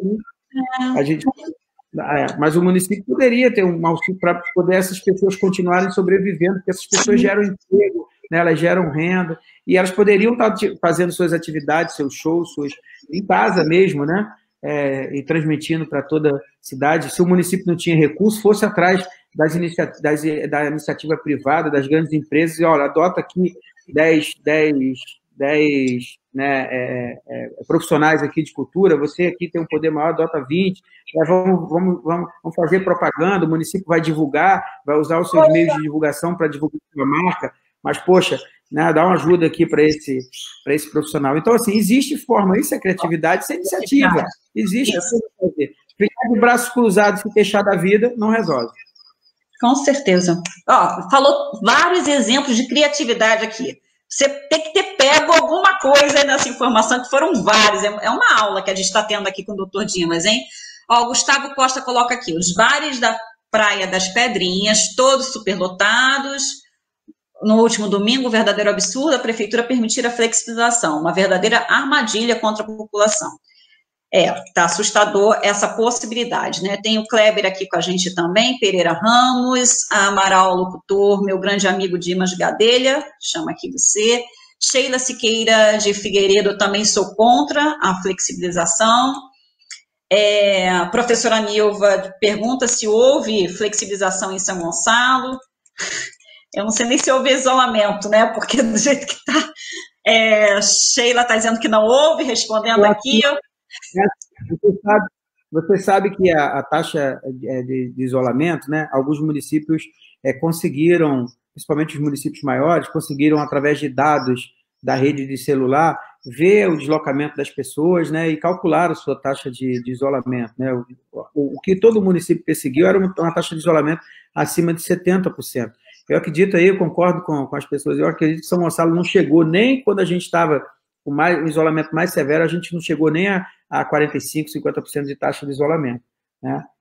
O que é muito triste, né? E a gente fica muito preocupado com a população, como é que as pessoas estão enfrentando uma pandemia mundial, não é uma coisa simples, né? É uma pandemia mundial, e como é que as pessoas estão... nós estamos, enquanto os gonçalenses, tão vulneráveis a tudo isso, né? Leila Araújo coloca aqui, São Gonçalo é deficiente em muitas coisas. A Covid-19 está explicitando isso. Qualquer desenho de governo deverá considerar as mazelas explicitadas. Exatamente. Isso tem consequência, eu costumo dizer, já falei em algumas lives aqui, o seguinte, que a pandemia tem consequência na vida de todo o mundo, de todas as pessoas, desde a pessoinha que está no ventre até lá o senhor de 100, 100 e poucos anos, e a senhora. Então, a consequência é inevitável, tem lá, vai ter sim, todo mundo vai sofrer alguma situação por conta da questão da pandemia, é inevitável. Agora, a gente precisa aliviar ao máximo, né, as dores, as mazelas, as consequências disso. Isso tem que ser com planejamento, a gente já está aprendendo aqui, com muito planejamento, com muito diagnóstico do que está acontecendo, né, precisão dos dados, das informações e criatividade, que a gente está aprendendo bastante hoje aqui com o Dr. Dimas. E a intersetoriedade. Quando a gente fala da questão da distribuição, por exemplo, do kit merenda, né, do kit merenda escolar, faltou muita intersetoriedade, né? Você chegou a falar desse termo e a gente usa muito isso na Secretaria de Educação, na educação no geral, né? Nas escolas e tudo. Por que a gente não faz uma ação conjunta para poder atender a população? A secretaria, o governo, ele tem que fazer isso, tem que chamar suas secretarias e montar uma ação conjunta, principalmente quando se fala, penso eu, né, de uma situação tão básica, que é fome, que é necessidade de comer, né? Acho que é urgente, deveria acontecer isso, e tem chance ainda, está entregando o segundo kit, por que não faz? Faz agora, a gente quer ver a cidade melhorar, então faz agora, chama os setores, chama as secretarias, coloca a Secretaria de Saúde junto, coloca a Secretaria de Desenvolvimento Social para poder fazer a distribuição, faz uma merenda, um kit merenda melhor, faz um conjunto melhor de nutricional para a população, isso é necessário. Aparecida Rezende, meus parabéns pela sua preocupação com a população. Luiz Paiva coloca aqui também, vamos lá. Herbert Freitas, com humildade, sempre ajudando as pessoas, humildade e competência. Vamos, aqui tem uma pergunta do Odilon Freire, para haver flexibilização, a curva tem que ser descendente e o número de procura nas unidades de referência tem que ter diminuído também. Estou errado, doutor Dimas Gadelha? Pergunta aí. Correto. Tem que olhar a taxa de ocupação, né, e tem que olhar também como é que está os números de infectados, né? E o ideal é que, para a gente começar a pensar em flexibilizar, ele tenha diminuído aí, pelo menos nos últimos 15 dias. Niterói e Maricá usam uma série de critérios, de medidas, né? E vai classificando de acordo com a cor amarela, e aí vai colocando o que pode ser flexibilizado em cada cor daquela, né? Eu vi o município se posicionando com isso também. Eu vi quando o município tomou a decisão de abrir o comércio, né? Apenas pelo um ofício que eu vi, não sei se foi isso, né? Porque posso estar sendo injusto, né? Mas assim, foi um ofício que eu vi que o prefeito publicou aí dos hospitais, o municipal, o infantil e o Luiz Palmieri, dizendo que tinha leitos vazios, né? E a quantidade de leitos não deve ser o único critério, né? Até porque a gente, para saber, para utilizar isso, a gente precisa também saber qual é o protocolo de internação, né? Se está internando todos os casos, né? Não está internando só os graves, né? Então a gente precisa saber qual é o critério de internação que o médico está usando na ponta, né? O município, aí, pelas lives que eu fiz com o pessoal da saúde, a gente viu que não tinha protocolo aí padronizado para todos os profissionais, né? Parece que cada profissional estaria usando um protocolo. Isso é muito triste, né? Isso é muito ruim do ponto de vista da gestão e do ponto de vista de otimizar os recursos, né? Porque aí você fica na mão, cada profissional tem um critério diferente, então vai utilizar aquele equipamento de forma diferente, né? Então, isso a gente tem que colocar isso aí. Foi muito bem, é por aí mesmo que o nosso amigo Odilon colocou, né? E aproveitar aqui o momento também, que a fala está comigo, agradecer você estar falando todas as pessoas aí, então, quando a Graciane fala também, vai um abraço meu também para vocês. Muito obrigado aí a cada um de vocês que está assistindo, muita gente aí deixando comentário. Então, obrigado pelo carinho, pela confiança e por estar aqui participando, tá? Muito legal. Aqui a gente tem o Gustavo Costa aqui, Hoje houve uma testagem de Covid-19 em Santa Luzia, uma van no meio da rua. Engraçado que hospitais e UPAs não fazem essa testagem rápida, pacientes que chegam, mas uma van da prefeitura no meio da rua, com um determinado bairro tem, basta saber quem é um candidato envolvido nesse clientelismo às vésperas das eleições. Existe isso, teste rápido? Fiquei até... Combinação explosiva, pelo amor de Deus. Se a gente também é mais uma coisa para a gente arrancar os cabelos, né? Dando kit na mão de candidatos, de pré-candidatos ou de vereador de mandato, absurdo isso. Gente, absurdo. Fiquei passada agora. Usar o pouco recurso que tem de forma irresponsável, né? Então, eu estou doido para acabar logo esse governo, porque cada dia a gente é surpreendido com uma coisa pior do que a outra. Pelo amor de Deus, que dezembro chegue logo, que janeiro inicie um outro governo que seja mais próspero do que esse. A gente está, no momento, tentando sonhar com um governo melhor, porque está muito difícil conviver com o que a gente está convivendo. Flávio da Banca também está aqui, um grande projeto de autoria. Eu acho que ele falou isso na hora, porque a gente já passou tanta coisa, foi na hora do aplicativo, que realmente uma iniciativa muito bacana, um projeto muito bacana, mas você já falou de tantos projetos aqui, né? E, poxa, sem dúvida. Kleber Pereira Ramos, eu participei desse projeto da Clínica Gonçalense do Bairro Vermelho. O Kleber falando isso aqui me veio uma outra lembrança. O Espaço Rosa, eu escutei uma denúncia, mas não sei se isso é real, não sei se o senhor está atualizado em relação a isso. A questão do Espaço Rosa de estava fechando, de estava acabando, que não estava atendendo, alguma coisa nesse sentido? Eu ouvi falar também que ele foi transferido a princípio para o centro de imagem, né? Porque ali, né, na proximidade do Luiz Palmieri, ali, próximo às enfermarias que atendem os pacientes de coronavírus. Acho que até é uma iniciativa correta, né? Porque você não pode misturar os pacientes, mas parece que agora a última notícia que eu tive não tá correta, não posso confirmar, que o Espaço Rosa iria ser extinto, né? Aí tem que ver Por quê? Porque é um programa que deu tão certo, né? Um equipamento que deu tão certo, teve um acolhimento, né? Um acolhimento muito bom, a administradora que estava lá também, a Patrícia, que estava lá também, fazia um bom trabalho. Então, é lamentável, coisa boa assim, terminar, né? Assim como também eu ouvi falar que o próprio centro de imagem também, que eles iriam fechar. Mas isso com o tempo que a gente vai ver realmente se houve, se vai acontecer esse tipo de ação, porque isso vai na contramão do que a população precisa, né? Está indo na contramão do que a população precisa. Sim. O aplicativo Alba Valéria. Não duvido nada. Desse governo, não duvido nada. A Alba Valéria está falando do aplicativo aí, a gente já falou, né? Isso. Inclusive, para tirar das mãos de vereadores a questão das vagas, é isso mesmo, bacana, Alba, isso mesmo, a gente nem comentou isso, mas é importante essa questão.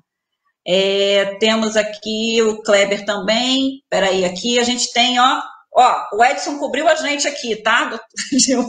Edson Silva aqui colocando, cobriu, o comentário dele foi tão grande que a gente some, ó. Graciano, doutor... um dedo nervoso hoje. Escreveu a versa, que bom, olha. Graciane e doutor Dimas, eu estive em Alcântara hoje e fiquei apavorada, também toda vez que eu vou fico apavorada, com a quantidade de pessoas sem máscara, e perguntei a algumas por que não estavam usando a máscara, e algumas me falaram que o próprio presidente não usa máscara. Ai, meu Deus.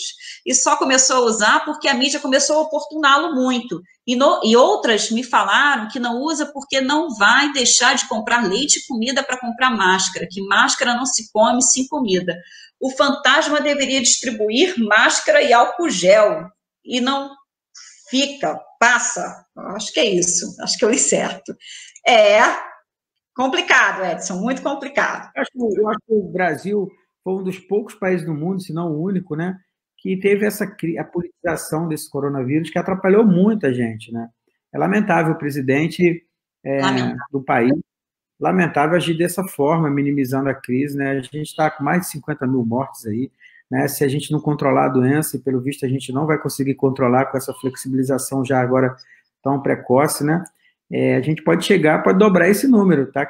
A gente pode dobrar esse número, não se assustem se esse número for dobrado aí, porque a gente ainda não está na descendência ainda, e assim, a gente tem 249 milhões de brasileiros, né? Por mais que a gente tenha uma subnotificação, a gente está falando de 1,5 milhão de casos aí, a gente deve ter aí uns 10 milhões de brasileiros contaminados. Foi feita uma pesquisa em São Paulo, um inquérito sorológico desse, que eu acho que o São Gonçalo teria que ter feito também, né? E São Paulo chegou a um número de 8 vezes mais casos do que aqueles oficiais. Manaus começou a fazer o Ministério da Saúde e quando eles acabaram, iam fazer em todas as capitais, quando eles acabaram, Manaus, por não ter kit para todo mundo, por ser um sistema de saúde não tão assim maduro quanto o de São Paulo, né? Não tá no mesmo nível de São Paulo, lá tinha 18, né? 18 vezes maior o número do inquérito epidemiológico, o inquérito sorológico chegou a essa conclusão. Na Rocinha também foi de 10, a Rocinha fez também um inquérito, a Prefeitura do Rio fez um inquérito na Rocinha. Então, assim, por aí você vê, com certeza a gente tem aí de 8 a 18 vezes mais o número de casos. Então, a gente deve ter aí hoje, com os 15 milhões de brasileiros infectados, você vê aí que é menos de 10% ainda da população infectada. Então, se não houver a vacina, ou se a gente não conseguir interromper a circulação do vírus, né, a gente vai ter muito mais gente contaminada, ainda tem muita gente ainda para ser contaminada, né? Então, é importante a gente ter responsabilidade ainda com a flexibilização, e mesmo para aquelas pessoas que precisam ir para a rua, é necessário deixar a mão, assim, não tocar o mínimo possível nas coisas, porque as pessoas falam muito de máscara, mas a mão é muito mais importante, né? Porque a máscara vai te proteger daquele vírus que está no ar, e esse vírus ele só fica no ar no momento que a pessoa tosse, como ele é microgotículas, né? É mais pesada, macrogotículas, né? Que é mais pesada do que o ar, então a tendência é ela cair na superfície. Você espirra ali, joga aquele vírus todo no ambiente, se for um ambiente fechado, tiver mais gente ali, vai se contrair, mas depois, com a tendência, esse vírus ele se depois cair sobre as superfícies do chão, objetos ou superfícies que estejam no meio do caminho nessa queda dele. Então, é você evitar tocar nos lugares, no supermercado, no carrinho do supermercado, colocar álcool, no elevador, o botãozinho que aperta, né, e por aí vai. Então, ter cuidado também com as mãos, e estar sempre usando o álcool. Teve que colocar a mão num objeto que você não sabe ali, que não foi higienizado recentemente, você limpa as mãos depois com álcool, ou água e sabão. Né? Então é importante isso, importante a gente ter cuidado. A gente sabe que a vida da gente não está só dentro da nossa casa, que esporadicamente, né, tem que sair aí para resolver problemas, e a gente entende isso, mas quando for, tem que ir com a maior responsabilidade possível. Se não estiver usando máscara, pior ainda, né? Mas a máscara, é bom que a gente saiba que não protege 100%. Precisa ter um cuidado com as mãos, com o que você toca, só para reforçar, tá, doutor? Porque a gente precisa deixar isso muito claro para a população. O fato de você estar com máscara não te deixa totalmente isento de pegar, porque você tocou em alguma coisa, colocou no olho, colocou no nariz, né? Ajeitou a máscara de qualquer jeito. Uma outra coisa que eu observei ontem na audiência, eu tenho que falar isso, a pessoa estava conseguindo usar a máscara aqui, ó, doutor, botou a máscara abaixo do nariz. Tem gente que erra. Não acredito. Eu falei, gente, ensina essa pessoa a botar a máscara aqui em cima, que tem que tapar o nariz. Outra coisa é a máscara pendurada, igual brinco. Máscara na mão, né? A máscara fica na mão, a máscara fica no queixo, a máscara fica na testa. Eu não entendo o que quer dizer. E você não pode manusear a máscara de qualquer jeito. Ao retirar a máscara, tem que tomar cuidado. Estou falando bobagem, doutor? Me ensina aí, se estiver falando. Tomar cuidado ao tirar, né? Lavar as mãos assim que tiram, então passar o álcool em gel, tem que trocar a máscara a cada 2 horas. Falando nisso, negócio de trocar a máscara e tudo mais, essa questão da possibilidade de retorno às aulas, o que você tem a me dizer sobre isso? Porque a gente não tem vacina ainda, né? Eu até queria saber, tem alguma coisa, já escutei algumas possibilidades de vacina, mas não tem nada testado suficiente que a gente possa...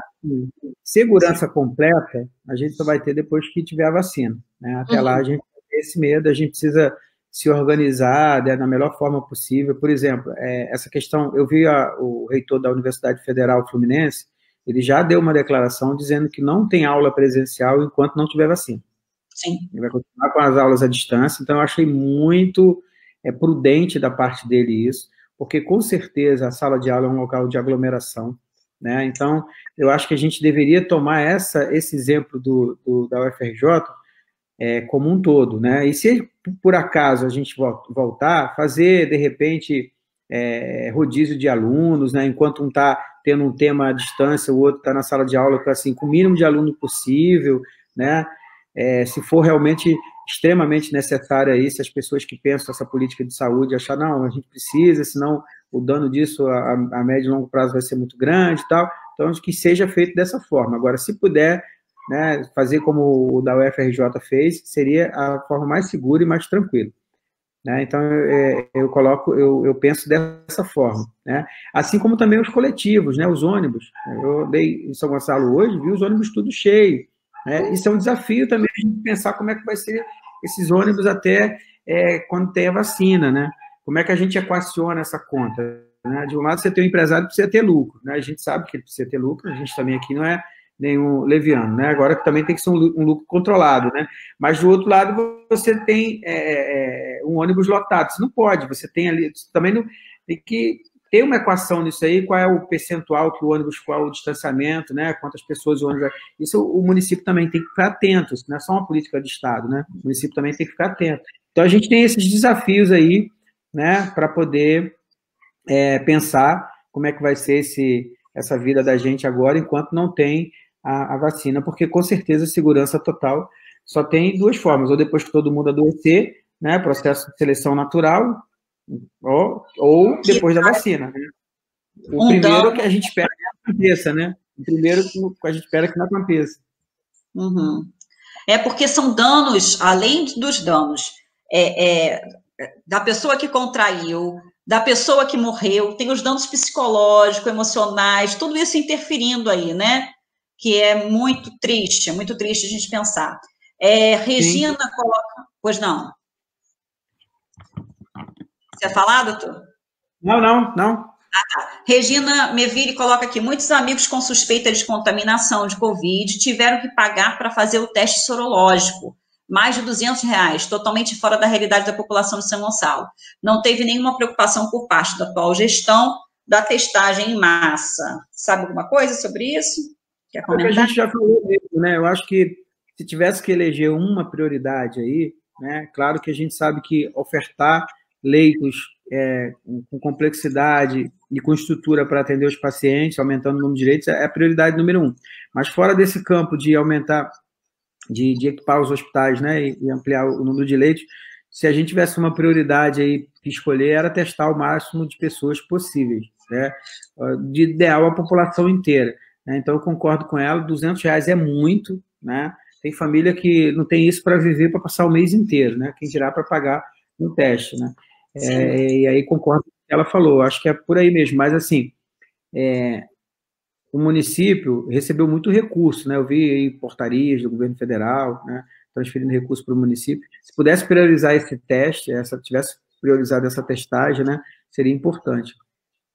A Fátima Lima colocou aqui o rodízio de alunos e os professores que a gente colocou, né?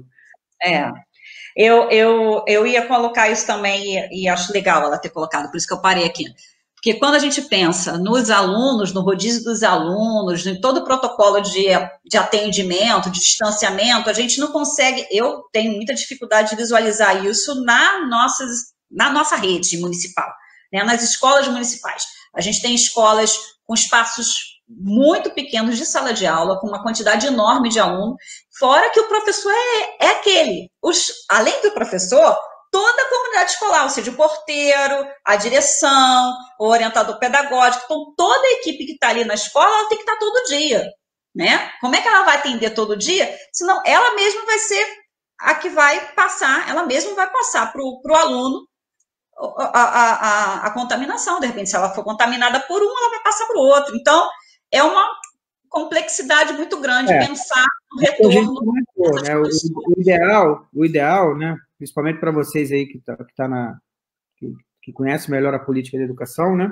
O ideal realmente era que a gente pudesse fazer a distância aí até o momento que tivesse seguro, né? Que tivesse com a vacina. Agora, caso seja necessário, aí sim vem essas medidas. Assim como também testar, por exemplo, quantos alunos nós temos na rede municipal? Vamos testar todos os alunos antes de iniciar. Vamos testar. Em torno de 47 mil alunos. Você garantir aí 60 mil kits, né, para os alunos e para os profissionais, aí, não é muita coisa, né? Então, você faz um mapa, vê quem está com sorologia já de cicatriz, que é o IgM, né? Então, você isola aquele cara, faz o isolamento vertical daquelas pessoas que estão ativas ainda, né?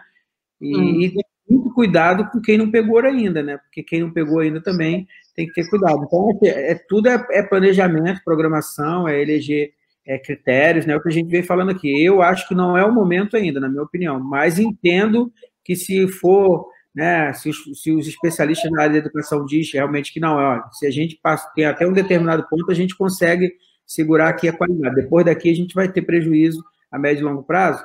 Então, que seja feito da forma mais segura possível. Se não, vamos continuar, vamos fazer o que o cara da UFRJ fez, o reitor da UFRJ fez. Ele já baixou uma portaria dizendo aula presencial só quando tiver vacina.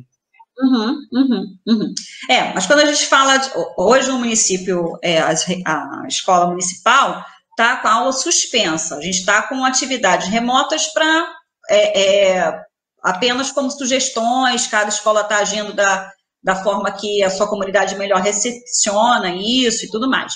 Quando a gente pensa numa política para fazer com que os alunos tenham aulas remotas, a gente precisa pensar em tudo, em todos os setores, como é que isso vai chegar para o aluno, né? Se a gente pensa que a Secretaria de Educação faz o kit escolar por polo, a gente não pode pensar que a gente vai fazer entrega de atividades para os alunos por polo, não tem como, é sem cabimento uma ação como essa, que a gente sabe que não atinge todo mundo. Então, e também online, como é que é online se as pessoas não têm acesso à internet? Quantas pessoas têm acesso à internet? Tudo isso precisa ser muito bem pensado, né?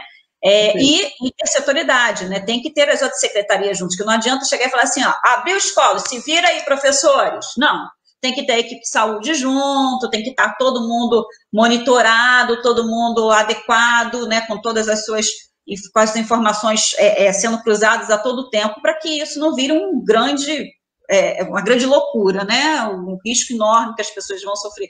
Fora que a gente tem muitos alunos com necessidades educacionais especiais, alunos com deficiência, aluno que tem uma série de problemas de saúde, e professores também, e profissionais que trabalham nas escolas também com muito problema de saúde. Então, é muito complexo, tem que ter muita cautela, tem que ter o diagnóstico correto, tem que ter o planejamento para depois chegar na execução desse trabalho, né? Elaine Jacome diz aqui, existem muitas que utilizam a máscara abaixo do nariz. Será que eles pensam que estão corretos? Não sei. Eu fiquei assustada em ver um vereador presidindo com a máscara debaixo do nariz. Foi uma coisa, assim, assustadora. Doutor Dimas tem... André Rosa. Oi? Eu não sei o que custa mais, se usar a máscara embaixo do nariz ou se assinar um projeto de lei para extinguir a Secretaria de Cultura do município. Eu sei que dói mais. Muita loucura, né? Muita loucura. É impensável isso tudo. André Rosa, doutor Dimas tem um discurso de fácil entendimento para todos e demonstra grande conhecimento de gestão pública, consegue falar de todas as áreas com muita facilidade, é verdade. Parabéns. Leila Araújo coloca aqui, sugestões para reduzir ônibus lotados, transportes alternativos, ciclovia no caminho da linha do trem, Jardim Catarina Neves. E que bacana! Criatividade aqui, ó. Leila aqui, ó, ensinando para a gente também. É isso mesmo, Leila, viu? Ó, ônibus lotados, o que a gente faz? Transportes alternativos, ciclovia no caminho da linha do trem de Jardim Catarina Neves, viu? Perfeito.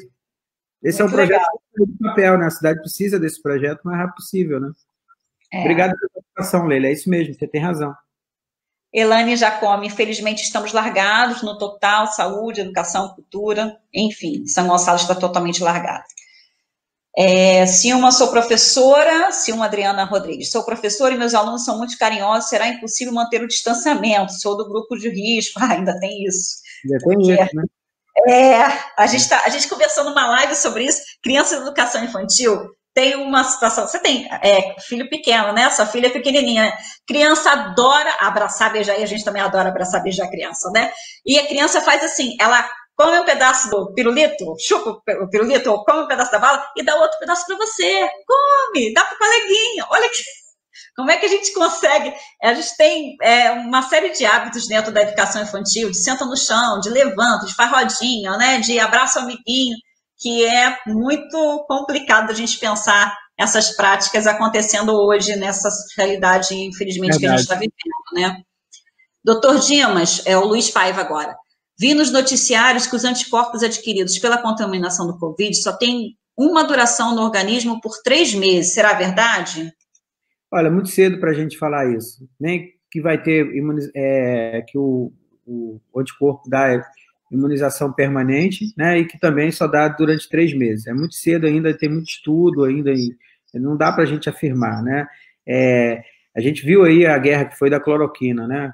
Quando lançava um estudo, um outro grupo científico ia lá e invalidava, né? A gente ficou perdido. Então, assim, é muito cedo para a gente colocar ainda. Eu conheço pessoas, né, que estão tendo vida normal e que se contaminaram lá atrás, né, no início da pandemia. Já tem mais de 3 meses, né? E estão vivendo vida normal.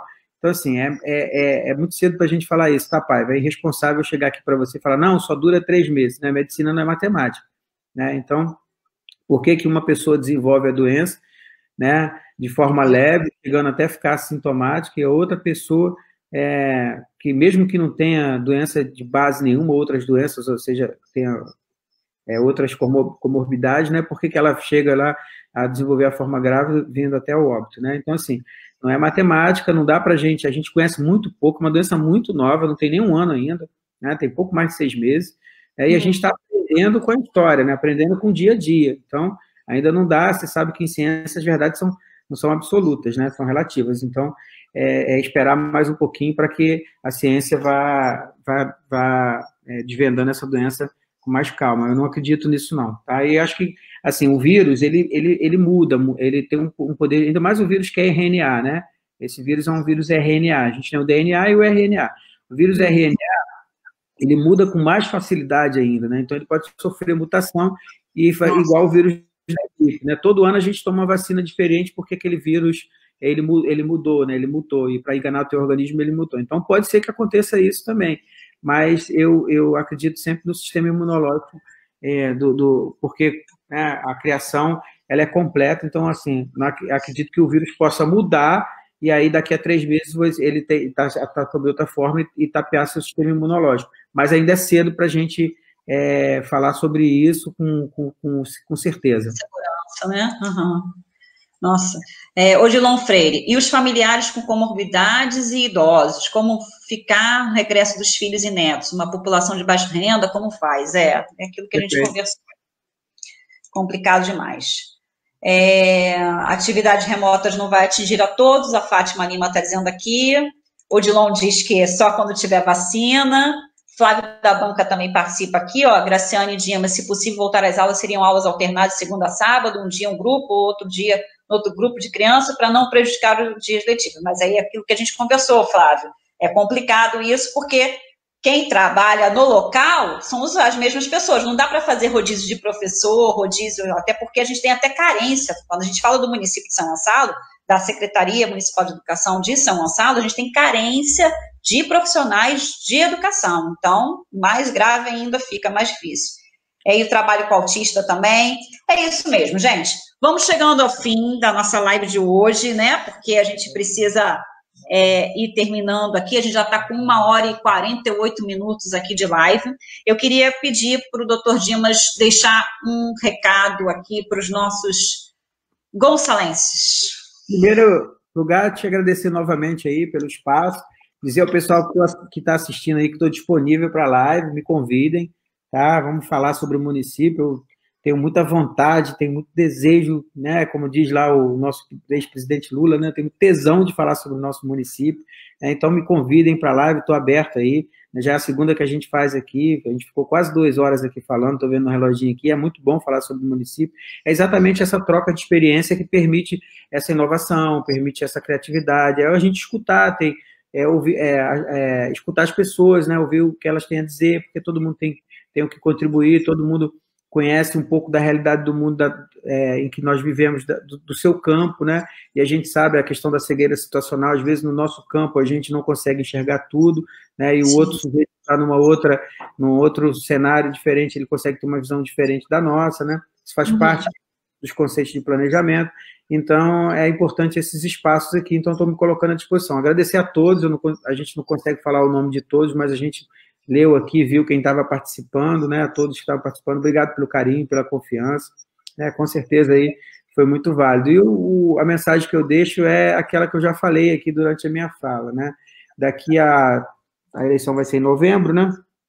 Daqui a 4 meses a gente vai decidir mais 4 anos do nosso município, né? Então, você que está em casa, né? Você tem que ter a responsabilidade dessa vez de tomar a decisão correta. Chega de se arrepender no meio do caminho, né? Não precisa nem terminar o governo inteiro para se arrepender, né? A gente tem hoje aí um governo que tem uma taxa de rejeição altíssima. É só sair na população que a gente vê. Então, chega, né? Está na hora de fazer a escolha correta, de pensar em quem realmente pode, e não se deixar por modismo, né? Se não se deixar pelas aquelas modinhas que sempre são criadas em toda a eleição, né? Jargões que criam para poder enganar a população, porque depois a frustração é grande. Então, vamos analisar realmente quem tem história, quem tem conhecimento, quem tem capacidade, quem está cercado de pessoas que têm capacidade de gestão para tirar a cidade dessa situação. É esse o recado que a gente deixa, né? Vamos continuar se precavendo aí contra o coronavírus. Foi falado aqui a questão da máscara, das mãos, né? Principalmente as mãos. Eu tenho certeza aí que se a gente pudesse dar uma escala de 0 a 10, eu diria para vocês que a máscara é 2 a 3 e que as mãos é de 7 a 8, né? Então, ter muito cuidado com as mãos, porque às vezes o vírus vai chegar no seu nariz porque o outro espirrou, mas se você estiver usando máscara, vai proteger. Agora, a máscara de tecido, se um doente estiver com máscara de tecido e se ele espirrar, o espirro sai com uma velocidade de até 120 km. Então, se você estiver em casa e tiver curiosidade, pega a sua máscara de tecido, pega aquele negocinho que joga o álcool, né, o álcool líquido, coloca colado na máscara e espirra. Você vai ver que vai sair álcool do outro lado. Então, a tua máscara não te protege de tudo. Mas quem vai fazer a sua infecção é as suas mãos, porque é a mão que bota no nariz, é a mão que ajeita a máscara, é a mão que leva na boca, é a mão que leva nos olhos, né? E o vírus entra no nosso organismo pela mucosa. Então, muito cuidado com as mãos, vamos continuar se precavendo, né? Porque a nossa saúde é o nosso maior patrimônio, né? As pessoas aí ansiosas por fazer política na rua, e eu falo, dizer, olha, é preciso que você esteja saudável no momento da política, mas não é você antecipar as coisas e chegar no dia da política, você está internado, ou Deus o livre, não está mais nem presente entre nós aqui, né? Então, é preciso estar saudável. Então, o nosso maior patrimônio é a nossa vida, é a nossa saúde, né? E é uma roleta russa, a gente não sabe, não pode garantir que, ao você ser infectado, que a doença vai evoluir de forma benigna em você. 95% dos casos evolui de forma benigna, mas 5% dos casos, sem o nosso conhecimento ainda, sem o nosso total controle ainda, sem o nosso entendimento ainda, desenvolve para forma graves, e aí a gente não quer estar nesse grupo, né? Então, vamos se precaver. Tá? Um bom final de semana para todos vocês, né? Muito obrigado aí, que Deus esteja no controle das nossas vidas sempre. Amém. Muito obrigada, doutor Dimas Gadelha, nessa live. Eu vou falar uma coisa aqui, ó, teve uma companheira nossa, aqui, ó, parabéns, Fátima Lima, aqui é que ela coloca, podemos marcar outra? Gostei muito, então, vamos marcar outra, tá? Daqui a um mês a gente se encontra novamente com mais assunto sobre o nosso município e sobre as criatividades que a gente pode ter e o que mais a gente vai poder levantar na próxima live, ok? Conto com a sua presença na próxima. Muito obrigada, doutor Dimas, pela participação mais uma vez aqui com a gente. Obrigada mesmo por nos ensinar tanto como você nos ensinou hoje. Tá bom? Obrigada. Gente, obrigada a você que esteve aqui conosco. Quero dizer que amanhã a gente tem mais uma live, Nina, sua viagem pelas diferenças, o livro dos autores Nilton Oliveira e Alessandra Honorato. Eles vão conversar com a gente aqui amanhã às 10 horas da manhã, você não pode perder essa live também. Quero dizer para você também que a gente precisa publicizar, viralizar o coletivo investigador, que nós tivemos uma live esta semana, está pedindo pesquisa, está fazendo uma pesquisa e está pedindo nosso auxílio para divulgar. Então, já coloquei na nossa página do Facebook os links para respostas dos questionários de professor, aluno e pais de alunos, ok? Que pode fazer também os questionários, preencher os questionários, ok? Agradeço a você que esteve aqui conosco durante todo esse tempo, muito obrigada. O Conversa com Ela agradece, o Coletivo Ela agradece e pede para que você retorne amanhã, dia 27, na nossa próxima live. Contamos com você. Obrigada, boa noite. Feliz sexta-feira para vocês.